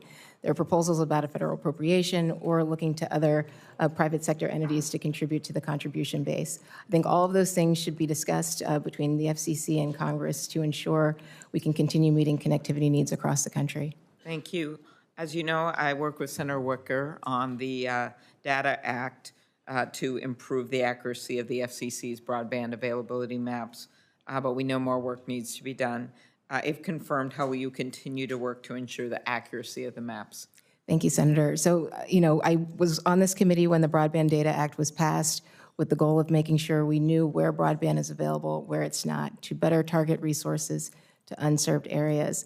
You know, as a part of that law, there's an opportunity for a challenge process where folks can challenge the accuracy of the data, which I think can help improve the accuracy of the maps. I also think the FCC should work with private sector stakeholders who produce their own maps to inform the accuracy of the maps so that we can better target resources to areas who remain unserved, or who remain served. Okay, very good. Thank you. And as you know, care a lot about getting the broadband funding out. We've talked to a number of nominees about that. And then I'll ask you a question writing on 911. So Okay. Thank you, thank Senator. you. Mr. Isaacman, welcome. And we had a good talk over the phone. I mentioned STEM was really important to me. I was looking back in 2017, President Trump signed into law. I remember because Senator Fisher called me from the White House. She was there, and she said, "What is this bill of yours he's signing into law?" Because she happened to be there. And they did an event. So it was a bill authorizing the NASA administrator to encourage women to study STEM. It's called the Inspire Women Act, and pursue careers in aerospace. Could you talk about promoting the STEM workforce and in your role, if confirmed as NASA administrator, how you can inspire more people to go into STEM in general? Just coming off the robotics competition in Minnesota on Saturday. Thank you. I was there. Understood, Senator. First step is I'm still working on getting my two daughters to want to grow up and enter into the STEM fields. I've tried with spaceflight, and I will get there. I would love to answer that really in two parts. I think the first thing is it is a fundamental obligation of NASA to inspire the next generation to want to be scientists, engineers, astronauts, pilots, doctors, researchers. And I think the best way NASA can do that is by executing on its mission. I mean, that is what's going to have children want to dress up as astronauts and scientists for Halloween, is to get back to the moon, to get to Mars, and to inspire the world with whatever the replacement is someday for James Webb that gives us 100 times the resolution. The second part, ma'am, is what I mentioned in my opening remarks about NASA being a force multiplier for science. Once we inspire them in their youth to want to grow up and join this grand endeavor, we want to get them hands-on in their various academic institutions. I think NASA can lend its expertise, its talent, its bulk buying of rockets, its standard bus architecture, and get academic institutions to want to contribute, whether it's building probes or sensors, get them hands-on so when they graduate, they want to join the greatest space agency in the world. Very good. You know, I think not just with space, but also with medical developments right now, because of a combination of mapping of the human genome. I'm home of Mayo Clinic, Minnesota, as well as the potential of AI to do good when it comes to things like rare diseases. We're just on this cusp of scientific development kind of bursting out. And I do get concerned about some of these cuts to science-based research and agencies across the government, not just space-related. Will you be an advocate for science within the administration? Yes, ma'am. I do believe the president is looking to usher in a golden age of science and discovery. Personally, I just spent a few days ago with 40 different science and researchers sharing the results from my most recent mission to space. I'm passionate about science. I'd love nothing more than to continue to see NASA go out and try and unlock the secrets of the universe. Thank you. Phenomenal plugs for Minnesota in that questioning. Always find a way. You'll learn that soon, Mr. Marino. So Senator Moran, see if you can top that for Kansas. Well, that wasn't what I intended to talk about, but I'm happy to promote my state and have to, certainly to Mr. Isaacman. Wichita, in particular, the air capital of the world, Wichita State, NIAR, and these astronauts, when I had a conversation with them by phone, asked me the question, do you know that you have the greatest space museum in the world in Kansas? To which I said, I know that. I'm just pleased that you know that. Can I tell the rest of the world that you're saying those things? And so I thank you for that opportunity, the Cosmosphere in Hutchinson, Kansas. Ms. Trusty, let me start with you. I'm pleased by your nomination that President Trump has chosen to nominate you. I appreciate the friendship you and I have had over a long period of time of my office in Dirksen, and we've passed and had conversations in the hall for a long time. I have great faith in you. Let me ask you these, on that topic, let me tell you that it's been my disappointment over time to watch the FCC become much more partisan and incapable of reaching decisions. It's changed in the time that I've been in the Senate, as the Senate has changed in the time that I've been in the Senate. And I would encourage you to use every effort to find ways to find solutions to problems and to bring the commission together to serve the American people. And I don't know that I need to ask you, but I assume you would say that you will do so. Yes, absolutely, Senator. Thank you. I want to mention just spectrum policy, as a couple of my colleagues have mentioned before. Looking at Congress's options about authorities to the FCC when it comes to reauthorizing that spectrum auction authority, what would your recommendations be? Thank you, Senator. I think this is very important. So I would recommend that Congress restore auction authority as quickly as possible. I think it can be a catalyst to investment and innovation, particularly as it relates to expanding broadband infrastructure across the country. I also think it serves as a signal to the rest of the world about how we're prioritizing our telecommunications policy and where we're going. This is underpinning every emerging application that we can think of: artificial intelligence, quantum computing, and so much more. And so I think by showing that we have confidence in our regulatory processes and frameworks to have auction authority restored to support that kind of innovation, I think that will go a long way. Ms. Trusty, media ownership is back in the news again. Do you believe it's important for the FCC to rid us of the rules that are no longer necessary or inhibit competition that currently exist in media ownership rules? Yeah, appreciate the question, Senator. I definitely think we need a modern regulatory framework that reflects the realities of today's video media marketplace. As you know, the media marketplace has changed dramatically over the last 2 decades, driven largely by technology advancements and changes in consumer preferences. Consumers have access to all sorts of things, your traditional broadcast and cable, as well as live streaming video and social media, all things that make for a great personalized television viewing experience, and things that I think the FCC should continue to promote, that allows broadcasters to flexibly compete against technology companies for ad revenues, consumer viewers, as well as programming. Ms. Trusty, that's particularly true in rural America, where the options are fewer than they used to be, and local programming is a difficult task to accomplish. So I encourage you to pursue those changes. One more, BEAD implementation. One of the things we're worried about is the timing of the FCC's efforts in deploying broadband funds when BEAD is yet uncompleted, because one of the goals is to make sure that we don't overbuild and that you're not both providing dollars to the same opportunities to provide broadband and internet services. So how would you consider the FCC in holding off moving forward on allocating 5G funding until BEAD allocation decisions have been made in order to maximize that, the efficiency of those 5G funds?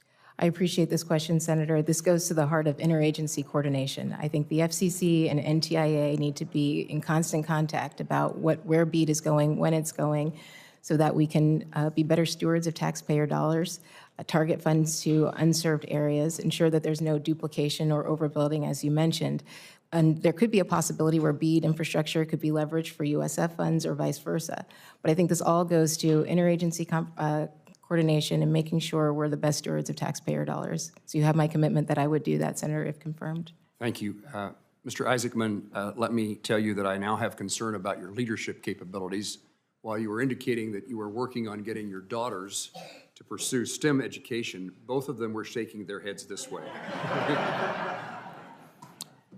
I hope you can fare better at NASA.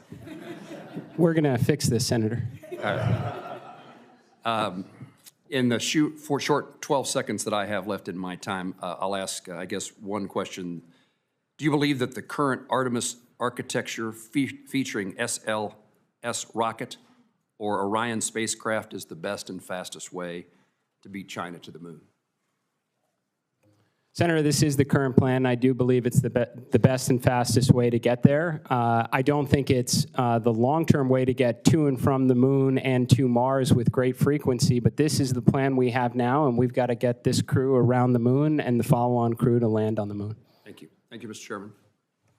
Thank you. I recognize Senator from Michigan, Gary Peters. Thank you, Senator. Congratulations to both of our nominees here on your nomination to these important positions. Mr. Isaacman, we had a great opportunity to talk yesterday in my office about a variety of issues. Artemis came up frequently, as I know it's come up at the hearing frequently as well, including Senator Moran in the previous question. And you suggested here and there that NASA can pursue the Artemis program or a mission to the moon and a potential Mars mission in parallel tracks, is how you've been describing it. I'm concerned, though, about the possibility of achieving that while we expect budget cuts to NASA. We've already seen cuts, and somewhat significant cuts, I would argue, to staff at NASA. So my question for you is, do you agree that budget cuts would undermine that vision that you are expressing?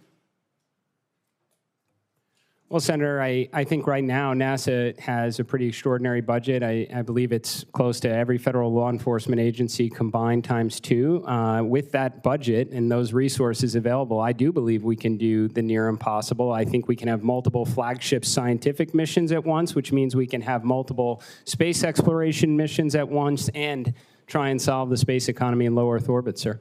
Even with budget cuts, you'll be able to do that?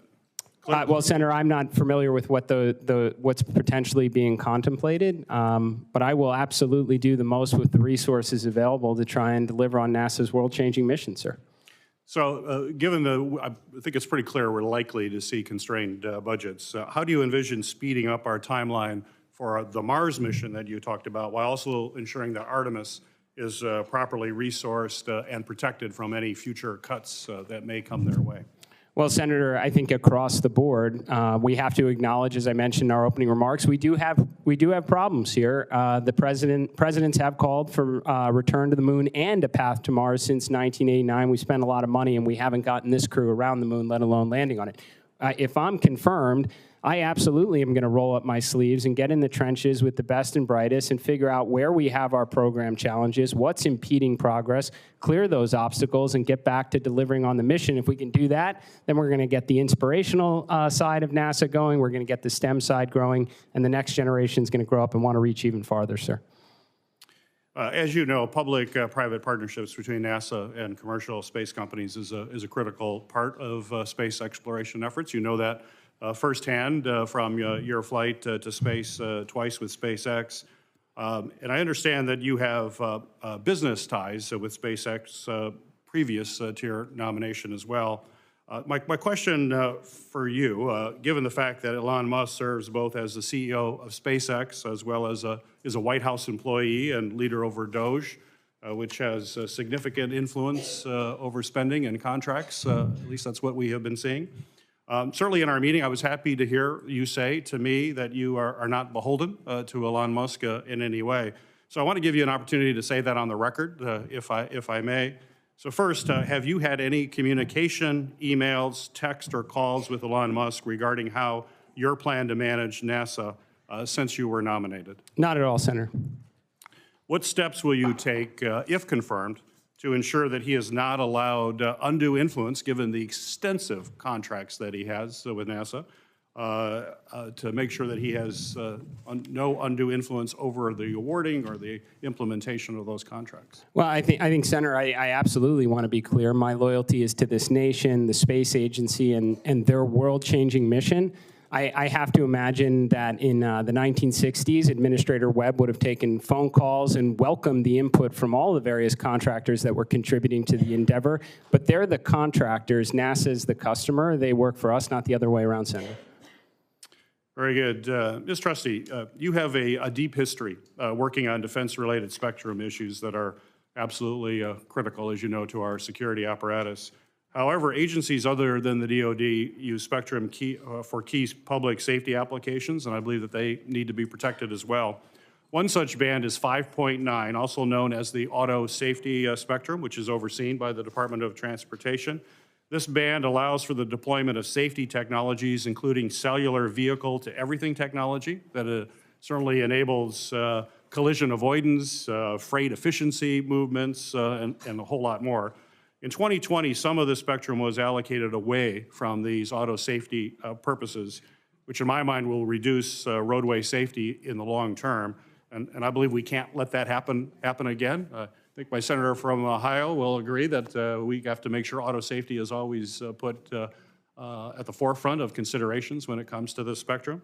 So my question to you is, if confirmed, will you commit to protecting the remaining auto safety spectrum for roadway safety innovation like the cellular vehicle-to-everything technology? Senator, thank you for this question. And it's really important to me. In my time in the House, I worked closely with NHTSA on vehicle safety issues, so I'm very familiar with the life-saving potential of CVDX, V2V. And so I think, if confirmed, my responsibility is to put spectrum to its highest and best use, meaning maximizing its economic and societal benefits.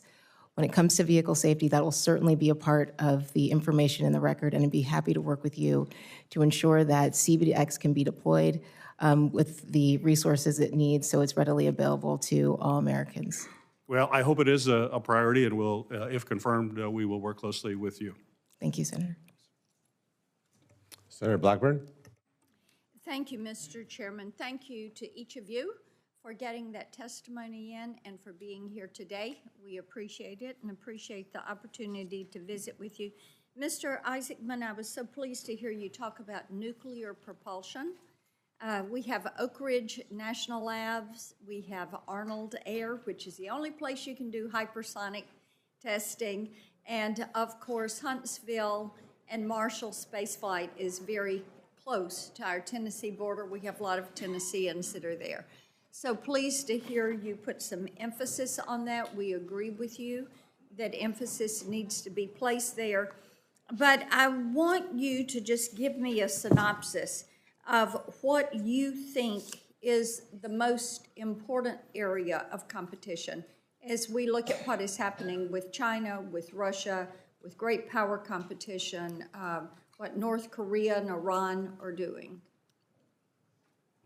Senator, thank you very much for the question. For starters, competition can work really well. I think competition from a commercial perspective is doing great. We've gone from a world where at one point in time the nation had a dependency on one launch provider and foreign rocket technology. Now we have a very mature commercial industry with several providers able to help us accelerate mass and people and astronauts into orbit. Well, competition works well on the global stage as well, ma'am, so long as we don't lose.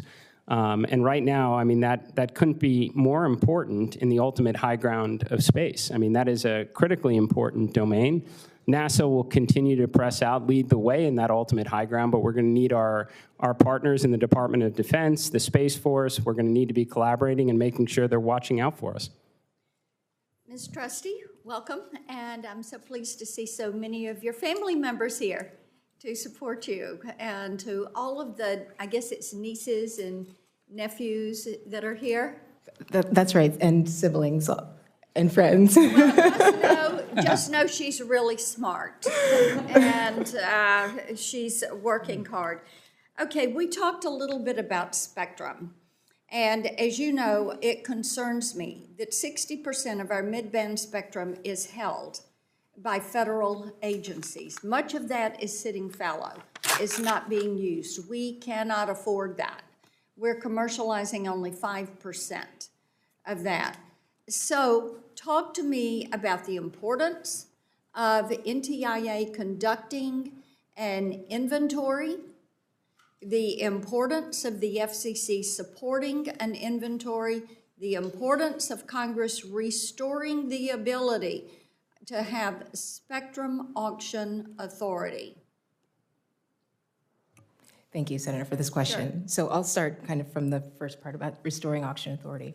As I mentioned previously, I think this is incredibly important to our economic and national security. I think auction authority serves as a catalyst to investment and innovation, not just for broadband deployment across this country, but for emerging technologies and applications that will allow us to be a global leader in technological innovation.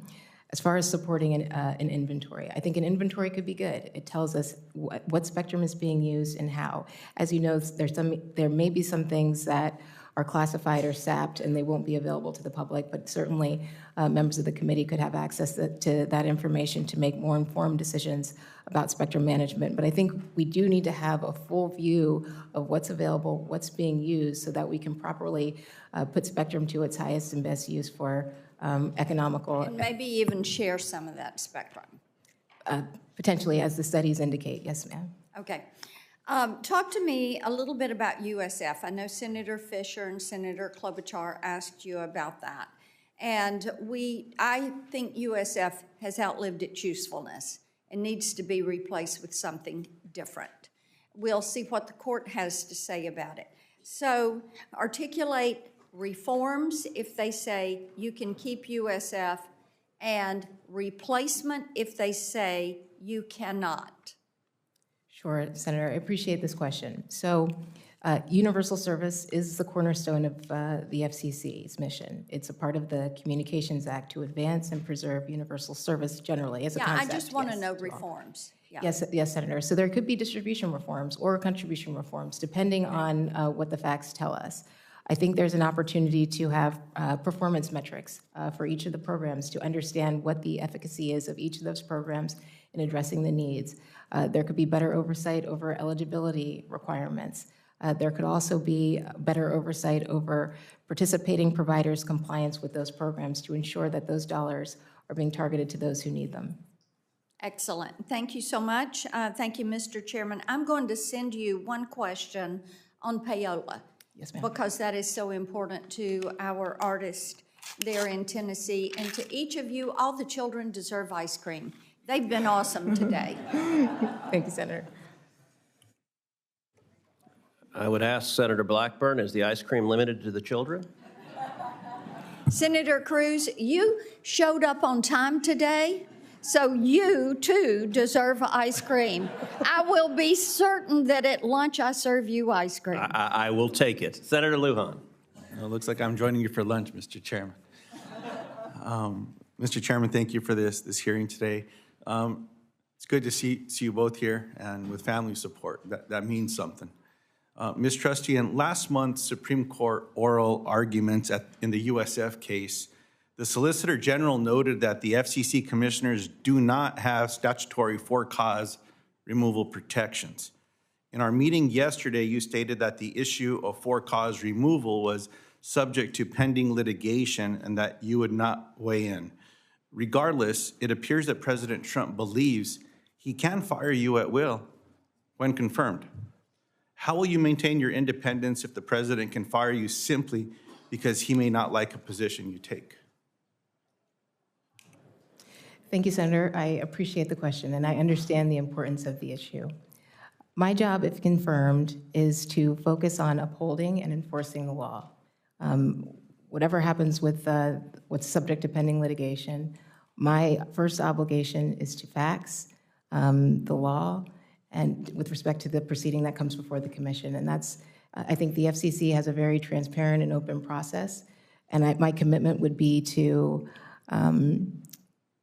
making sure that I have, what I would commit to, I have no fear, I would, without fear or favor, I would make a decision with respect to any individual or entity that comes before the commission. I appreciate that. Yesterday when we spoke, I shared with you I was a former utility commissioner and the importance of the training I received as an administrative law judge. And while we may be able to gather information elsewhere, it's the importance of the record. the decisions that will be made that are in front of you will be based on the record that is established. Is that something you agree with? Yes, Senator. I appreciate that. Ms. Trusty, as I shared with you yesterday, I've also been very disturbed by the actions taken by Chair Carr to investigate broadcast companies for their editorial decision-making. In January, Chair Carr reinstated complaints against ABC regarding its moderation of the debate between Trump and Harris. Trump complained that the debate was, quote, rigged, and stated, quote, they ought to take away their license for the way they did that. Do you think it's appropriate for the president to call for the revocation of broadcast licenses? So, Senator, I think President Trump has First Amendment rights to express his views. My responsibility, if confirmed, is to focus on the facts, FCC precedent, and the law in carrying out whatever the decision-making process is for proceeding before the commission. As part of that, in March of 2025, Chair Carr gave an interview to Bloomberg News in which he said, any business that are looking for FCC approval, I would encourage them to get busy ending any sort of their invidious forms of DEI discrimination. In addition, Chair Carr said that CBS's editorial decision regarding an interview with Vice President Harris would factor into the review. My question to you is, do you think it's appropriate to consider a broadcaster's editorial decisions when reviewing a merger? So, Senator, with respect to mergers or transactions, I would look at them through the lens of what advances the public interest. As you know, these are very fact-specific cases that require a thoughtful and thorough review of information in the record, and I would be guided by the statute. Let me ask the question very clearly. Do you believe that the FCC should be weaponized against media organizations? No, Senator. I appreciate that very much. Now, Mr. Isaacman, I have many questions for you. I want to be, I'm always aware of my members, my colleagues' time as well. I'm going to submit your questions to the record.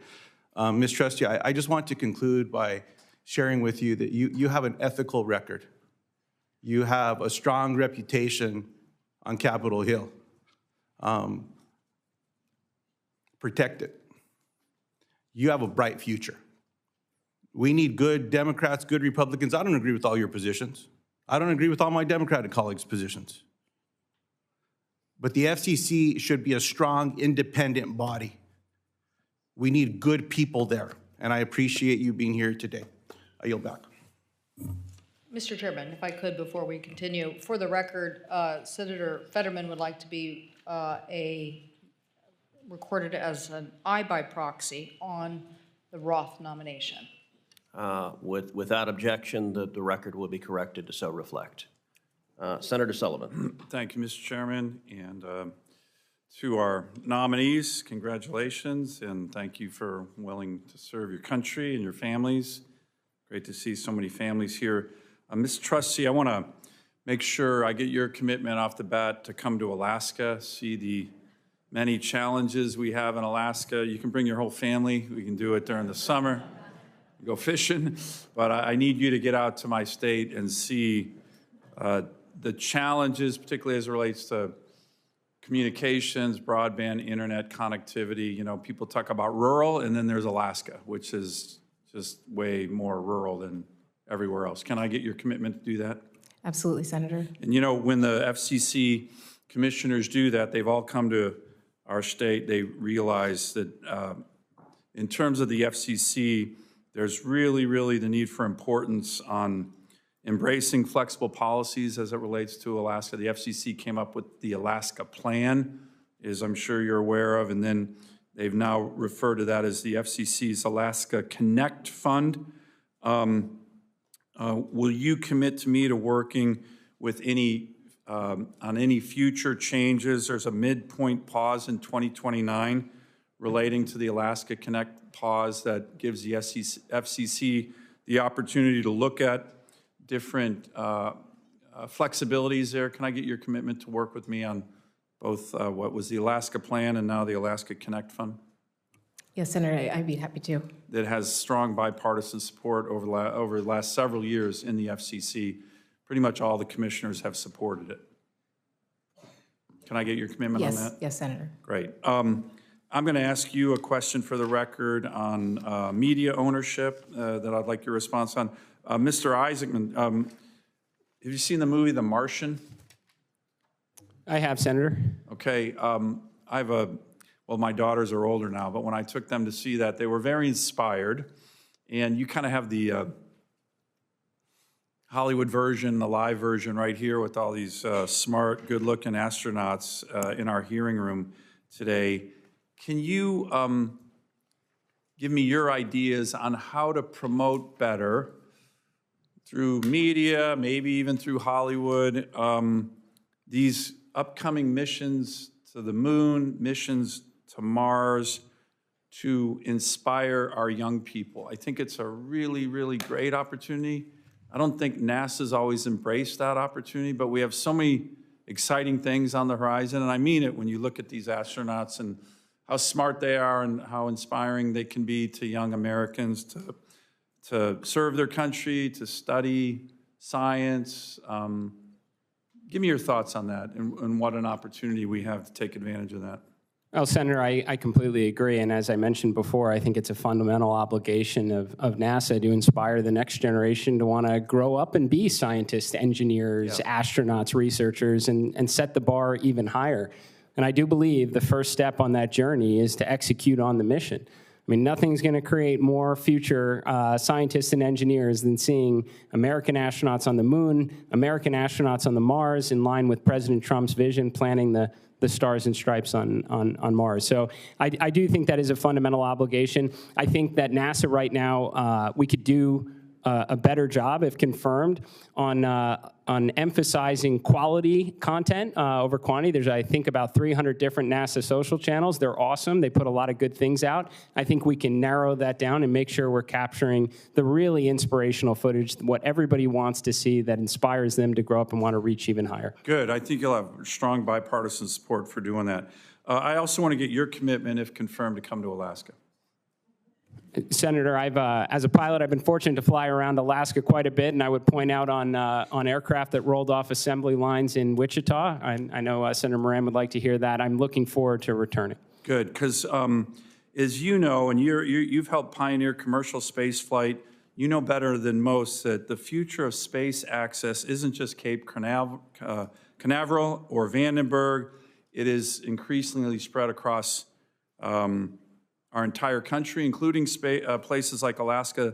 The specific spaceport complex on Kodiak Island is the only high-altitude polar-capable spaceport in the United States. There is rising demand for facilities like that at Kodiak in terms of both government and commercial launches. They've done both, and I would love to take you out to Kodiak Island, not just to see the largest brown bears in the world, of which we have thousands, but a really, really up-and-coming spaceport complex. Have you ever spent time out at the Kodiak Spaceport Complex? Senator, I have been there. I did not see any bears. I was looking, and I would love to return, sir. Okay, so you and I are going to return, and we'll get an eye on some bears, maybe do some fishing with Miss Trusty when she brings her family.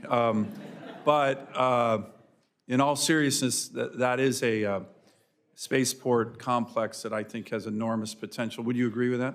Senator, I think that, as mentioned before, space is the ultimate high ground. It's a vitally important domain for national security. I frankly think we need more spaceports. We have to always ensure our access to low Earth orbit and ensure national security. Great. Thank you. Thank you, Mr. Chairman. And by the way, if anything, Senator Sullivan is underselling the fishing in Alaska. It is phenomenal. It's not quite as big a state as Texas, but it has enormous natural beauty. Okay, Mr. Chairman, you don't want to do the size stuff with me. Senator Blunt Rochester, at yet another massive state. That's correct. That's correct. Delaware. And we are, that's right. We're the first state, though. That's the important thing. Thank you, Mr. Chairman, and to Ranking Member Cantwell. Welcome, Ms. Trusty and Mr. Isaacman and your families. I'd like to start my questions with Ms. Trusty. As an avid tech person myself, I love this stuff. And based on predictions, I've seen that 6G is coming sometime in the early 2030s. And I've heard exciting things about how 6G networks will be integrated with AI to enable better connectivity. In the House, I was fortunate to lead bills on immersive technology and it really helping us train our workforce. AI literacy was one of the bills that I focused on, and just the notion of being able to do things in real time, real-time adaptive changes presents a lot of opportunities, but it also presents challenges. There were some issues that delayed the initial 5G rollout, such as Huawei's being used as a potential supplier, infrastructure build-out issues, and more. And I view the 6G rollout as a crucial step in our competition against China in the national security realm, as well as technology spaces. Ms. Trusty, if confirmed, what specifically do you think the FCC can do to ensure that the 6G rollout is smoother than the 5G rollout was? Great, thank you for the question, and I really agree with so much of what you said. I'll start with cybersecurity and making sure networks are deployed in a secure way, and I applaud this committee on making sure the Rip and Replace Fund was fully funded. I've been interested to see the creation of the National Security Council at the FCC, and I think that's an opportunity for the FCC to leverage its authorities in the Secure and Trusted Communications Networks Act to ban other high-risk equipment and vendors from our nation's communications networks. I also think the FCC can promote the adoption of open radio access network technology, which can help diversify and strengthen our domestic supply chain so that we're not overly reliant on one or two vendors. And I think it can help increase security, competition, and ultimately reduce the cost of providing these networks in the first place. I'm a big supporter as well on strengthening our supply chains. We actually have a Cantwell, Blackburn, Blunt, Rochester bill. I like to call those my strange bedfellows bills, where we come together on these issues that we know are going to affect all of us. I want to also discuss the potential security concerns about 6G, particularly given, again, the flaws in 4G and 5G networks, such as a study finding that 100% of 4G networks were susceptible to denial of service attacks and 5G being vulnerable to network attacks. I know this is an easy one, so maybe it's a yes or no. Will you prioritize cybersecurity for 6G networks? Yes, Senator. And what other potential measures do you think the FCC can take to best secure 6G networks in particular? You know, I think this, a lot of this can be done through AI. I'm really excited about the development of the technology, and I think there are tremendous use cases in not only detecting fraud and scams, but securing the network itself. So if I'm confirmed, I would look to leverage artificial intelligence in these ways. You kind of preempted my next question, which deals with so many Americans. It's estimated that around 4 million or 4 billion robocalls are made per month. In fact, Delaware, while we're the first state, I don't like the fact that we're the first state in robocall complaints. I think I've probably received 4 of them while I was sitting here. And there's now this AI-powered grandparent scams. Back when I was in the House, as I mentioned some of the legislation I introduced, but we had one on the Fraud and Scam Reduction Act to help tackle scams that target seniors. And I encouraged the FCC, I'm encouraged that they now cover AI voice calls under the TCPA. And last year, now Chair Carr supported requiring callers to disclose upfront to consumers when they receive an AI-generated call. Do you support requiring callers to disclose to consumers when it's an AI-generated call? I certainly think that can be helpful in protecting consumers from illegal robocallers, Senator. And I will say consumer protection is one of the areas that we are very much focused on. Should you be confirmed, would like to continue to work with you on that. And Mr. Isaacman, we had a very good conversation as well. I will be submitting questions for the record because I respect the chairman's time. So I yield back. Thank you. Senator Young. Well, thank you both for being here today. Mr. Isaacman, the U.S. economy, national defense, infrastructure, they all rely on satellites extensively these days for GPS, for weather, for communications purposes. for surveillance and much more. So a collision or a loss of key satellites could result in even in catastrophic national security and economic costs. As you know, the TRACS system, Traffic Coordination System for Space, was launched in 2024. It's being developed to provide situational awareness data across civil, military, and commercial sectors. Mr. Isaacman, if confirmed, how would you ensure that NASA coordinates with Department of Commerce and DoD on space situational awareness and space traffic management efforts? Senator, thank you very much for the question. This is a subject that I'm pretty passionate about. My 2 missions to space, the #1 risk we faced was from orbital debris. For starters, I think NASA absolutely will play a role as this new frontier continues to open, and ideally we have lots of space stations and lots of activity and a great flourishing economic environment in space. I believe all of the information that we can gather from our assets on space debris should be funneled into a single mission control that has the ultimate situational awareness. But I have to say also the biggest threat, Senator, is what we can't track.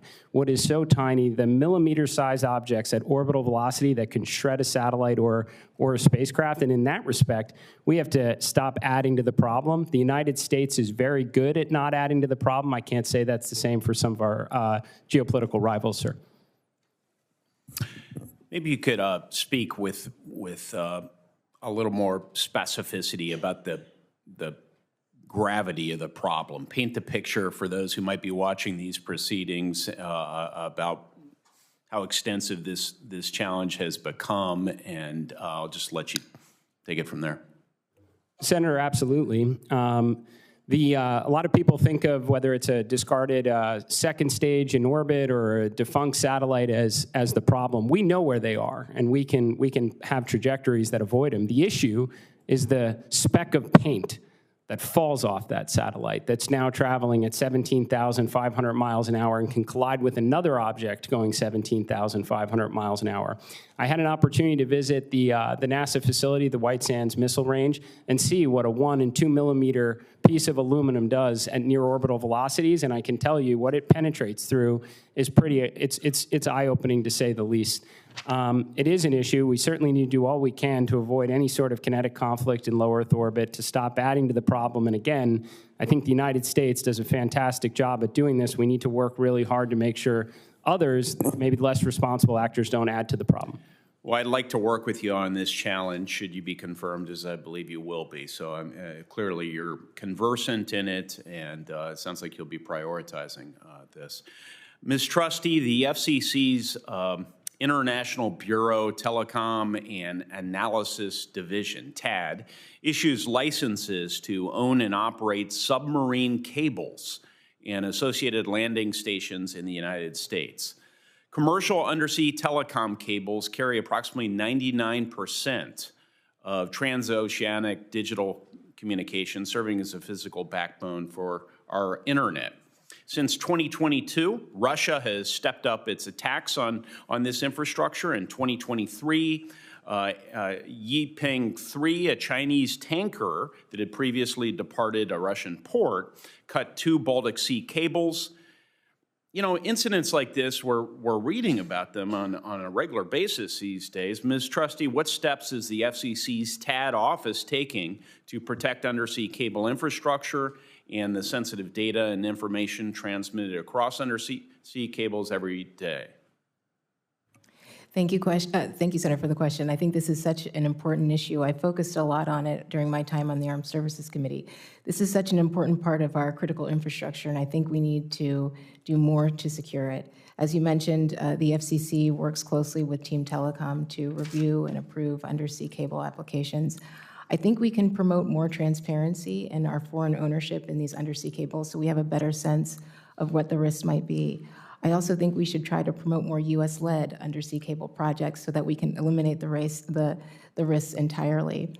In addition to that, I think exploring the diversification of undersea cable routes to ensure that there's no single point of failure to the extent an undersea cable is disrupted. But I think as a protective measure, we should work on strengthening our disaster recovery and emergency response plans, given that some of these cables are so vulnerable to exploitation. But if I'm confirmed, Senator, this would be a priority of mine. My office will follow up with you on some of your answers for further elaboration, but I do get the sense you're very much dialed into this. I'll just make one last comment, knowing that we have colleagues waiting. Setting standards, Ms. Trusty, at the FCC through international governing bodies is increasingly important. I think we have been outflanked over the years by the Chinese in particular, but also by others, and we need to develop a unified position here at the federal level between the FCC and state and NTIA and various other entities so that we can prioritize this moving forward. So we'll follow up with a question for the record about that as well. Mr. Chairman? Thank you. Senator Duckworth. Thank you, Mr. Chairman. As ranking member of the Aviation and Space Subcommittee, I am looking forward to getting a bipartisan NASA reauthorization done to make sure that NASA is able to execute its mission with a consistent vision and congressional support, free of undue influence from any temporary government employees. According to the Global Counterspace Capabilities Report published this month, the PRC is rapidly advancing a broad spectrum of counterspace capabilities as part of a sustained push to secure military power in orbit and expand their presence in space. The PRC has also started building its second satellite internet constellation in lower Earth orbit and has committed to continued human presence in LEO at its Tiangong space station. More than ever, NASA's missions need to be consistent and laser focused and avoid major subversions of mission priorities and diversion of funds, not only for our global space leadership, but also for national security. I'm going to, Mr. Isaacman, ask you a couple of yes-no questions, but first I just want to say that a sustained human presence in low Earth orbit is crucial for advancing scientific research, testing technologies for future deep space missions, and fostering a thriving economy and global leadership, as LEO serves as a unique environment for research, development, and training due to its microgravity environment. By supporting extended human operations in LEO, NASA can test exploration systems, conduct human research, and maintain operational expertise, vitals for missions on the moon and to Mars. These are not things that can be done by machine alone, and a gap in our human presence in LEO will likely result in ceding our leadership to the PRC. Mr. Isaacman, do you support maintaining continuous human presence in low Earth orbit? I do, Senator. I think if reusability has given us anything, it's a very affordable path to send American astronauts to and from low Earth orbit. Thank you. Elon Musk has suggested that the International Space Station's strategic value has run its course and should be deorbited as soon as possible to focus on a mission to Mars. For the last 20, and that's a quote, he said, as soon as possible.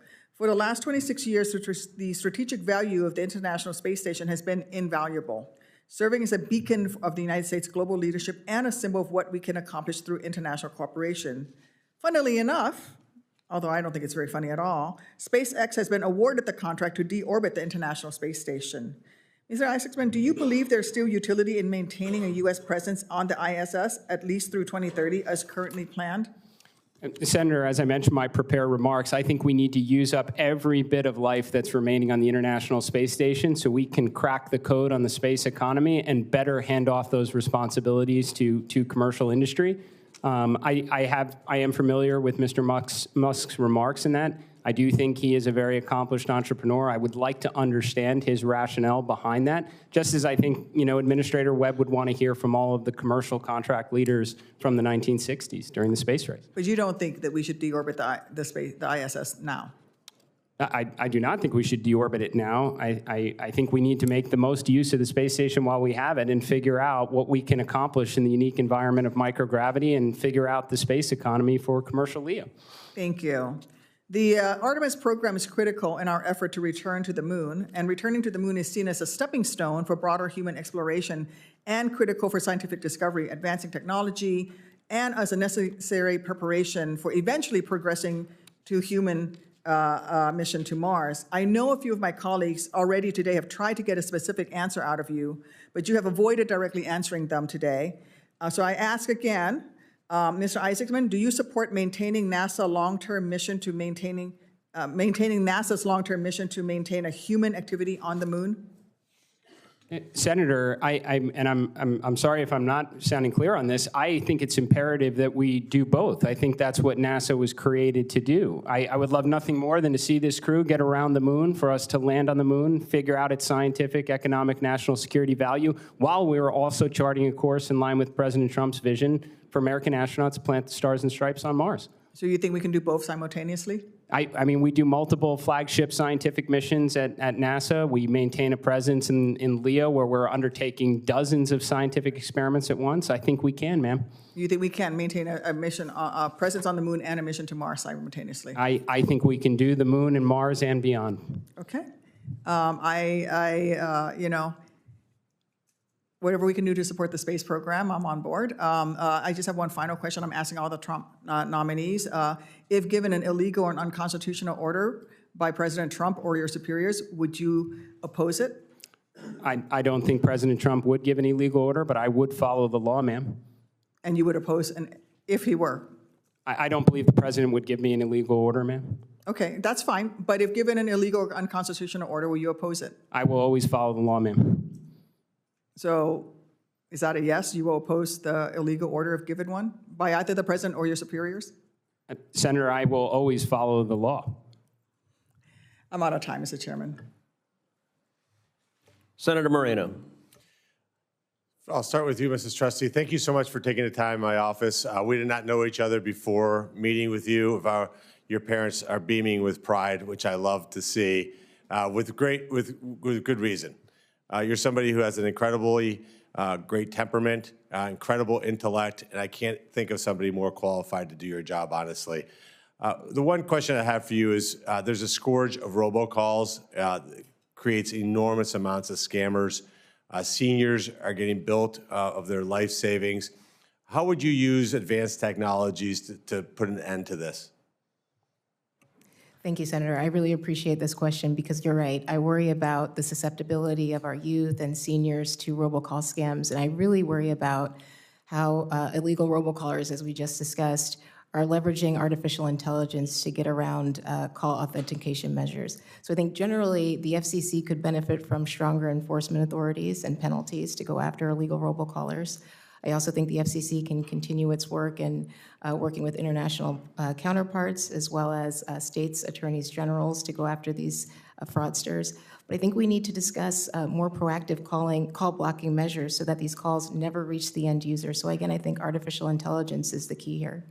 Well, thank you, and I can't wait to have you in that agency taking care of it, and I'm sure you will. And again, thank you for serving this country. Thank you, sir.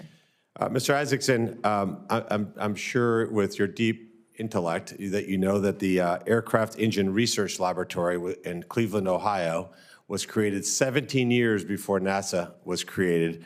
And there's a sign when you drive into the center that says, "For the benefit of all." What does that mean to you? Well, Senator, I do believe that NASA's mission is to undertake the near impossible, to solve the most demanding, complex engineering challenges, to bring commercial industry can follow, and to bring the rest of the world along the way.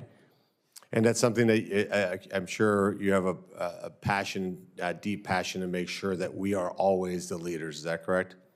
100%, Senator. And just for the record, could you give me a sense of the scale of difficulty it was for you as a kid, if I can say that, as a teenager, to create a company that would become as successful as yours? Give me the scale of difficulty and kind of give me the one example of like a deep challenge you faced making that happen that you thought maybe was impossible. Senator, there was certainly a lot of ups and downs over the last 26 years. I'd say probably some of the earliest challenges, although, I mean, as a company that went through the dot-com, the Great Recession, the pandemic, we certainly had our fair share of obstacles along the way. Probably some of the hardest was the earliest days, Senator, where we tried to grow through our own cash flows, which is always a challenge. And I was 16 years old, so I had to make sure I hid myself from any trade shows or in-person meetings. Occasionally, someone would show up at the house for a meeting, and my father fortunately took that for me. It's always hard to meet underachievers. So congratulations on that. How will you use that skill set at a complex organization like NASA? Senator, NASA is an extraordinary agency, and they are the most accomplished, well-respected space agency in the world. I want to do whatever I can and work alongside the best and brightest to continue that. I do suspect there are some things that I've learned through running two successful businesses over the last more than 2 decades that I think I can help bring to the agency. I would love to roll up my sleeves, figure out what are the challenges we have from a program management perspective that are causing everything to take longer than it should and cost more than it should. I'd like to instill a very strong mission-first culture at the agency that if we can execute on our mission and get to the moon, get to Mars, and all the other things, the inspiration, the STEM education will all take care of itself. A culture of ownership and accountability. That when we make mistakes, we own them, we fix them, and we get back to delivering on their important objectives. Well, thank you for that. And I have one last question. Ms. Trusty, 100% unequivocal support from me. Hope to see my Democrat colleagues join us and see if we can get as many votes for you as humanly possible. But for Mr. Isaacman, I have one question. It does hinge, for me, the entirety of whether I can support your nomination or not. Who is the most important character in the movie Armageddon? Clearly, Bruce Willis for the important self-sacrifice for all mankind, sir. All right. Let the record show he did not say Dan Truman, which makes me wonder of his judgment, but I will still reserve my vote for you. Thank you, Senator Moreno. I would note that when you were describing the motto for the benefit of all in the facility in Ohio, I thought you were going to reference the phrase "to serve man," the classic Twilight Zone episode that ends with "It's a cookbook! It's a cookbook!" Senator Markey. Thank you, Mr. Chairman. Ms. Trusty, congratulations on your nomination. As you know, I authored the E-Rate, E for Education program in the House of Representatives as part of the Telecommunications Act of 1996, because I believe then and I believe now that access to education shouldn't depend on your zip code. Thanks to the E-Rate, thousands of schools in the United States now have high-speed internet access. That's millions of students who can research, learn, and grow with the tools they need to succeed in the 21st century economy. Do you agree that the E-Rate program has been a success? Senator, thank you. Yes, I agree that E-Rate has been an important part of making sure students are connected across the country. Student education has changed a lot since I created the E-Rate program nearly 30 years ago. Today, learning often extends outside the schoolhouse, putting many low-income and rural students who lack internet access at home at a serious disadvantage.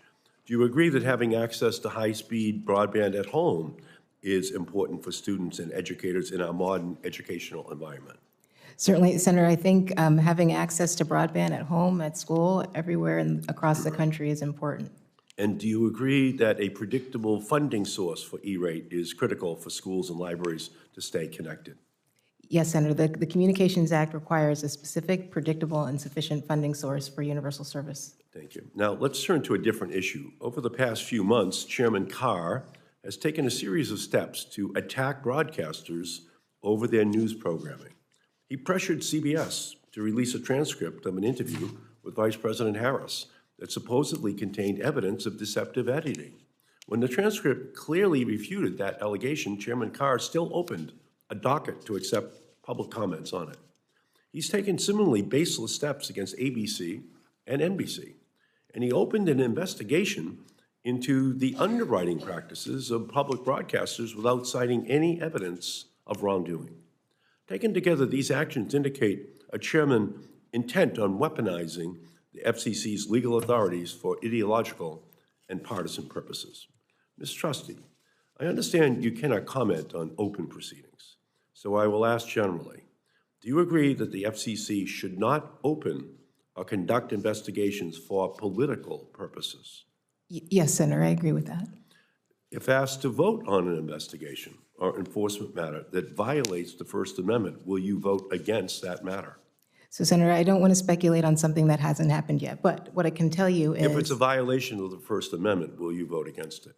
What I can tell you is I firmly believe in the First Amendment. I believe, and I won't do anything to violate it. Okay, but that's what I wanted to hear. And I'm glad to hear that you will take that position, and I'm going to be closely monitoring the Commission's work to ensure that it complies with the First Amendment. Thank you. Mr. Isaacman, you have deep personal and financial ties to Elon Musk. You have invested tens of millions of dollars in SpaceX. You have paid millions of dollars to SpaceX for 2 private space flights. Your payments company, Shift4, has an ongoing, quotes, global strategic partnership with Starlink worth millions each year. And according to a recent Wall Street Journal report, Musk personally asked you to lead NASA. Given SpaceX's significant interest before NASA, you can understand why the public would be concerned about conflicts of interest here. So let's try to set a few things straight. I understand that you met with Elon Musk at Mar-a-Lago in late 2024. Is that correct? No, Senator. I was in Mar-a-Lago to be interviewed by the President of the United States. So you did not meet with Elon Musk at Mar-a-Lago? I went to Mar-a-Lago to be interviewed by the President of the United States. I didn't ask you that. Did you meet with Elon Musk at Mar-a-Lago? I believe he was one of dozens of people that were around Mar-a-Lago at the time, Senator. So did you meet with him? I would not say we had a meeting. We probably had a conversation in passing, Senator. Okay, during that same trip, then President-elect Trump offered you the NASA administrator job. Is that correct? At the conclusion of the meeting, Senator, he did. Thank you. Was Elon Musk in your meeting when Trump offered you the NASA position at Mar-a-Lago? Senator, I was interviewed by the President of the United States. Was Elon Musk in the meeting when he offered you the job? Senator, my meeting was with the President of the United States. So Elon Musk was not in the meeting, is that what you're saying? Senator, I was being interviewed and speaking with the President of the United States. You can just say he was not in the meeting. Was he in the meeting or not in the meeting? Senator, I'm trying to be as transparent as I can. I was being interviewed by the President of the United States. It's not a difficult question. Was Elon Musk in the room when the President offered you the job? Senator, my meeting was with the President of the United States. I'm assuming that you don't want to answer the question directly because Elon Musk was in the room. I think that's the only conclusion anyone listening to this could reach, unless you want to dispel us of that notion. Senator, again, I was being interviewed by the President of the United States, and I'd also say I have no... that's not... I appreciate that. I'm just trying to determine Elon Musk's role in this, and you're not willing to be fully transparent. Have you discussed your plans for NASA with Elon Musk? I have not. So those questions obviously raise serious questions. And I want to turn to one more specific question. From monitoring sea level rise to polar ice loss to wildfires, NASA's satellites are the backbone of climate research used by scientists, policymakers, and the public across the globe. NASA's Earth Observing System collects and archives more than 147 terabytes of data each day. This data underpins climate action efforts at every level of the government, and it drives global research collaborations, and it informs life-saving disaster response. It's a public good, yet the Trump administration is seeking to undermine that. A recent investigation found that large swaths of climate data sets, visualizations, and web tools, once publicly accessible, have been altered or taken down. This unprecedented rollback of public information compromises scientific continuity and transparency at a time of accelerating climate threats and extreme weather events. If confirmed, will you commit to fully restoring and maintaining access to data, as well as resisting any political pressure to sideline climate research at NASA? Senator, I can tell you I am very passionate about the Earth Sciences Division inside of NASA, especially with respect to anything that has impact on human life and the financial repercussions for remediating things such as wildfires, landslides, flooding. Earth Sciences also plays a big role in near-Earth asteroid protection. Will you make a commitment to restore all of that information so that it's available to the public? It's vital scientific information. Senator, I have not been made aware of any information that's not being provided. I mean, I'm just not familiar with any of these changes, Senator. I'm very disappointed in your question. All this information is vital to getting the information into the hands of scientists and ultimately ordinary citizens to protect. Thank you, Senator Markey. And I appreciate your indulgence, Mr. Chairman. Mr. Isaacman, in response to Senator Duckworth, you said multiple times you will follow the law. Under every circumstance, you will follow the law. I appreciate that commitment. I want to go back and revisit the exchange you had with Senator Kim. Because one component of the law, you have said, and I'm glad to hear it, that under your leadership, America will beat China back to the moon. That's important. But the law is clear beyond simply going to the moon. That's part of it, that going to the moon shall be a stepping stone for further exploration of Mars. The ultimate objective is Mars, but going to the moon is critical. The law also specifies explicitly the administrator shall, and when legislation uses the word shall, it denotes a mandatory obligation. The administrator shall establish a program to develop a sustained human presence in cislunar space or on the moon. With respect to Senator Kim, you were reluctant to commit on a sustained human presence on the moon. Could you clarify your view on that to this committee? Well, Senator, as a space enthusiast, I'd like nothing more, as I've said before, to see a number of lunar outposts and Mars outposts, and for us to even progress farther out into our solar system. If we are in an unlimited budgetary environment, we can maintain an ongoing presence on the lunar surface. I am more than supportive of it. I think it's imperative that we have to get back to the moon first, as quickly as we possibly can, figure out, again, the scientific, economic, national security value to being there, which I am very hopeful that we are going to find in order to support the ongoing presence on the lunar surface, sir. So the statute is written in the disjunctive. It gives the choice of either the surface of the moon or cislunar orbit. What is your view on the Gateway project? Senator, that's an area that if I'm confirmed, I would love to roll up my sleeves and get further understand what's working right, what are the opportunities the Gateway presents to us, and where are some of the challenges, because I think the Gateway is a component of many programs that are over budget and behind schedule, sir. So you're describing Gateway as over budget and behind schedule. I will say there's a long history in NASA of administrations coming in and canceling programs and causing massive delays. Barack Obama did that with the Constellation, and NASA struggled for years as a consequence. As administrator, are you going to cancel the Gateway program? Senator, I have no intention as of now to say that I would cancel any program. I need to, if I'm confirmed, get in the job and understand where things are at. I want to assure you and this committee that I want to see America win and succeed and lead in space, whether that be the moon, Mars, low Earth orbit, and beyond. I do not want to see us come in second place, and I certainly don't want to see the right-hand side of that poster you put up, sir.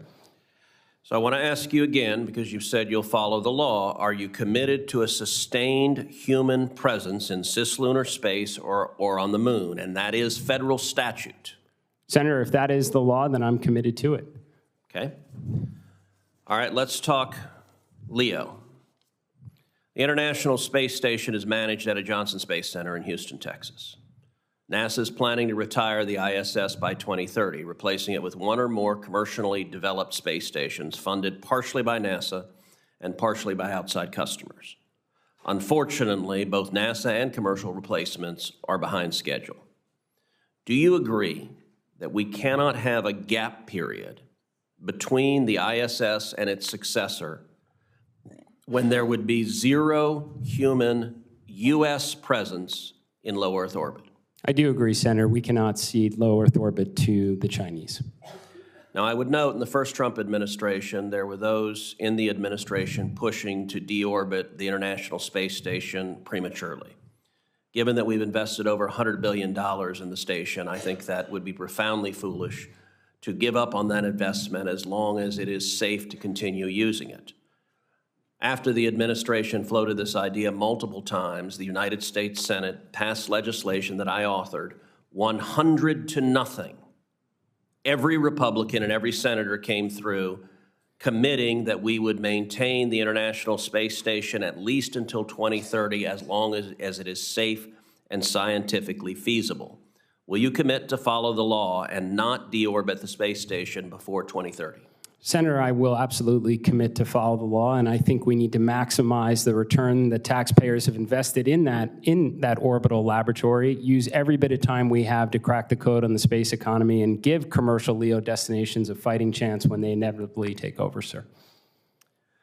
Ms. Trusty, it's been 2 years since the FCC lost general auction authority and 3 years since the last meaningful auction of spectrum. The Spectrum Pipeline Act, which I introduced with Leader Thune and with Senator Blackburn last year, would restore the FCC's auction authority and would establish a clear pipeline of mid-band spectrum for commercial use.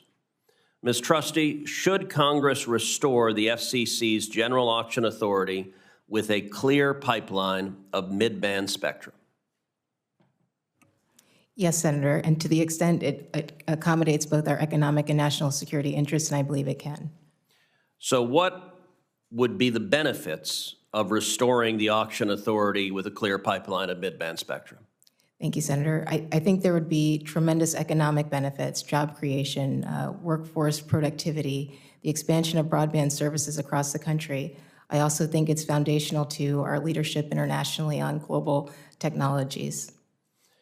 As you know, the Department of Defense has been highly resistant to giving up any spectrum. And for a long time, they have given a parade of horribles as to what would occur if any spectrum moved to the commercial sector. I find that parade of horribles highly incredible and the result of bureaucratic intransigence. It's an intransigence that began when General Milley was the chairman of the Joint Chiefs, and DOD chose a strategy of absolutely resisting and refusing to work on freeing up spectrum. I recently had a classified briefing, of which you're aware, where I asked 2 questions to the senior leadership at DOD and also senior leadership of the Intelligence Committee. The first question I asked was, over 50 countries across the planet have moved substantial portions of the spectrum in question to the commercial sector, and they're being used presently for commercial purposes. Is it DOD's position that our Navy does not operate in the Pacific, that we can only defend Topeka, Kansas, and the rest of the world, our military is unable to defend the United States? You have unique expertise, having worked both on the Commerce Committee and the Senate Armed Services Committee. In your opinion, are we able to defend ourselves across the globe, even in areas where other countries have moved significant portions of spectrum to be available for the commercial sector?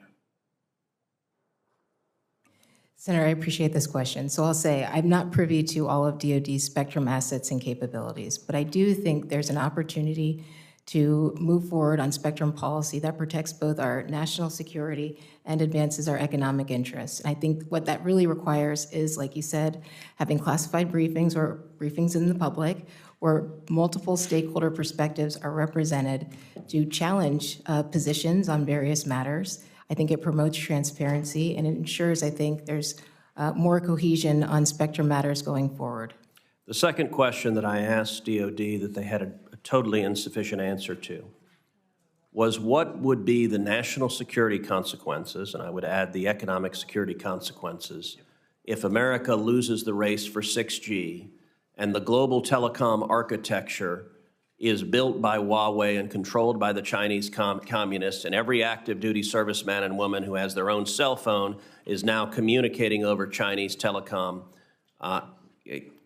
infrastructure. In your judgment, what would be the economic interest and the national security interest if that occurred, if we lose the race to 6G? Senator, I hope we could all agree that it would be devastating to our economic and national security interests if we had to be reliant on Chinese technologies. Senator Cantwell. Thank you, Mr. Chairman. Glad I made it back. Ms. Trusty, you both. I did filibuster a little bit for you. Thank you. Thank you. I wanted to go back to that virtual multi-channel video programming distribution issue at the FCC. I want to understand whether you think the FCC should re-examine and negotiate with online platforms that carriage of local news content. I'm concerned that these large platforms, because of the way things have evolved with the affiliates kind of leaving the broadcasters to themselves, and yet they could have some ability. Right now, I believe local broadcasting is holding us together in a lot of ways. It's a trusted source of content that people believe in. They believe their local news organization. They think that model probably wouldn't exist if the community didn't believe in the product. And so we don't want to lose that. But as the digital age continues to evolve and these products and services continue to evolve, like YouTube now being a dominant content distributor, then the ability to negotiate directly with them is a big revenue opportunity, if you will. So how do you look at that issue? Do you think that this should be looked at by the FCC and help level the playing field for local journalism? Senator, I do. So, to your point about localism, I think it's extremely important. Broadcasters provide vital news and information about social and cultural events, educational programming, and information in disasters. And I think it's incumbent upon the FCC to work with Congress to ensure we have a modern regulatory framework that reflects the realities of today's media marketplace, that enables broadcasters to better compete against technology companies for viewers, for ad revenues, for programming, all things that they can generate resources by to reinvest into their news gathering operations and increase the availability of local news. Okay. And what do you think the best way for I think they opened that case many years ago and then then haven't reopened it, or actually, technically, I'm not sure about that. You probably know the answer. It's probably like in quasi land where you could just easily reopen it. Is that right? Well, I think it's still open before the commission. I'm happy to take a look at it if confirmed. I know that it's been a question on your mind for the past couple of FCC nominations hearings, but I think it's an important issue, Senator. I'm happy to take a look at it and ask the questions. Right, but you think it should be re-looked at? Is that? I'm certainly happy to take a look at it. Yeah. Okay. And then I can't even. Okay. I'm sure you believe in the First Amendment. I'm sure you believe in not weaponizing. Making sure that we have a free press. Back to this broadband issue, as we've continued to allocate resources and look to the FCC, what do you think the best thing the FCC could do now to put more clarity behind the shortfall in broadband inequities? So I think when we talk about broadband inequities, I think about affordability and adoption. And so with respect to affordability, I think we can promote more competition, embrace more technologies. I think when you have more choice in the marketplace, that helps to reduce the cost of the service. I also think we can focus on removing regulatory barriers that might impede broadband deployment or raise the cost of broadband deployment. If those regulatory barriers are out of the way, I also think that can reduce costs for consumers. Of course, we have the Lifeline program as well. And so as the committee is looking at potential reforms to USF, perhaps there's an opportunity to make adjustments to better target those services to communities in need. I'd also speak to digital literacy programs. I know that the private industry, public interest groups have programs of that sort to help people understand how to maximize the benefit of this technology in their lives. But what about the mapping? Of course. I mean, I think we might probably even shared with you that Microsoft data that they came up with, which can tell you by household who doesn't have broadband. Absolutely. I think maps are foundational to closing the digital divide. And we have the Broadband Data Act, but of course there's always room for improvement. So if I'm confirmed, I would welcome the opportunity to work with private sector stakeholders like your own constituents to better improve the maps. Well, I think it could help us elevate a conversation into what are the choices that we could have if we really understood that people at $40,000 of income probably aren't buying broadband, which means their kids from a school perspective and other things might not be getting the access that we want, and then obviously the impact it has on communities. And then back to the spectrum, I listened to what you said earlier, even though I've been running in and out at various votes, that you believe that the DoD side of this equation needs to be thought through, that your experience here and then your experience there gave you two different viewpoints on this. How do you think the FCC could best help in resolving this issue? How do we, let me say it differently.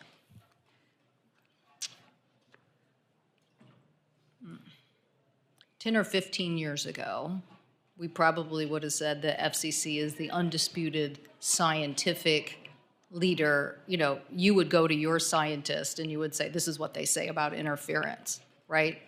But now the world's changed, and we have so much more on the technology front. And now we have agencies disputing each other, right? DOD and FAA, or, you know, various things. How do you think you can reassert the FCC's scientific leadership on this issue when so much of the conversation ends up having, you know, downstairs in a secure briefing room? Sure, I appreciate this question. I think this is probably the heart of the issue, that engineers don't agree on interference metrics, among other things. So this is where I think the FCC NTIA MOU, Memorandum of Understanding, could probably come into play. The one that they just did? Or you mean a new one? Maybe a new one that's updated and reflects some of these other considerations. Maybe we have to hire more engineers and technical people to help address this issue, who have experience in both camps as well. So those are potentially some ideas to address this. And then what about the secure nature of this? I'm pretty sure, Mr. Isaacman, it is interesting you're here together. It's made it harder for all of us because there's ample questions to ask both of you. But you are an intersection of a very big, important, what is not just a communication system, but is a vulnerability for national security if we don't get it right. And so I think Mr. Isaacman can tell you how broad he thinks this is going to go in the future, the constellations, not just the LEOs that he's talking about, but how much more of this communication is going to happen through the satellite system and why we have to have this layer of security. But do you have ideas that you think the FCC could do in listening more to the a framework by which the private sector and agencies could have more conversations about what the future looks like, and thereby, you know, find some more common ground? So I think this goes back to a conversation we had a little bit earlier about folks having clearances, because much of this information is classified or in a special access program, and it's very sensitive. And so, you know, I know that some people in the industry do have clearances, but to the extent we can bring those folks into the same room with federal agencies to have these robust conversations about what the needs and interests are, what the objectives are, to try to find a common ground, I think that's the most important thing here. I didn't mean to engage you on this, but Mr. Isaacman, do you understand my point that there's so much yet to still happen here? That how do we get the dialogue towards the advancements that could happen when basically everybody needs a national security clearance, and yet at the same time give people an understanding of where we could come together? Ms. Trusty, you do support the effort, the NTIA's report that DOD and NTIA should look at dynamic spectrum sharing. You do support that? Yes, I think we should be investing in dynamic spectrum sharing technologies. Okay. Mr. Isaacman, any thoughts here? Senator, I wouldn't want to encroach on my nominee's clear command over the spectrum here. I would say, at least through the lens of NASA, I'm excited about what commercial industry is working on in terms of next generation technology. My most recent mission to space, we tested out sending an awful lot of data securely over a laser link, a beam of light. I think that's a great way, at least from NASA's perspective, to not add to the demand problem with respect to the spectrum. Mm-hmm. Well, I do think this will be one of the big challenges we face is how do we, if we want this leadership position, how do we think ahead? How do we get this conversation with the private sector who's really doing a lot of that thinking, but also get the DOD part of it and then get the dynamic spectrum part of it done correctly? Okay, well, thank you both very much. Mr. Isaacman and Ms. Trusty, I'm going to ask you a final question required of all nominees. If confirmed, do you pledge to work collaboratively with this committee to provide thorough and timely responses to the committee's request and appear before the committee when requested? Yes, Senator. I do, Senator. Thank you. I have letters of support from various organizations for Mr. Isaacman and Ms. Trusty's nomination that I would ask unanimous consent to be inserted into the record, so without objection, so ordered. Senators will have until the close of business Friday, April 11th to submit questions for the record. These nominees will have until the close of business Tuesday, April 15th to respond to these questions. I thank Senator Cruz for allowing me to come back and ask these questions. That concludes our hearing today. The committee stands adjourned.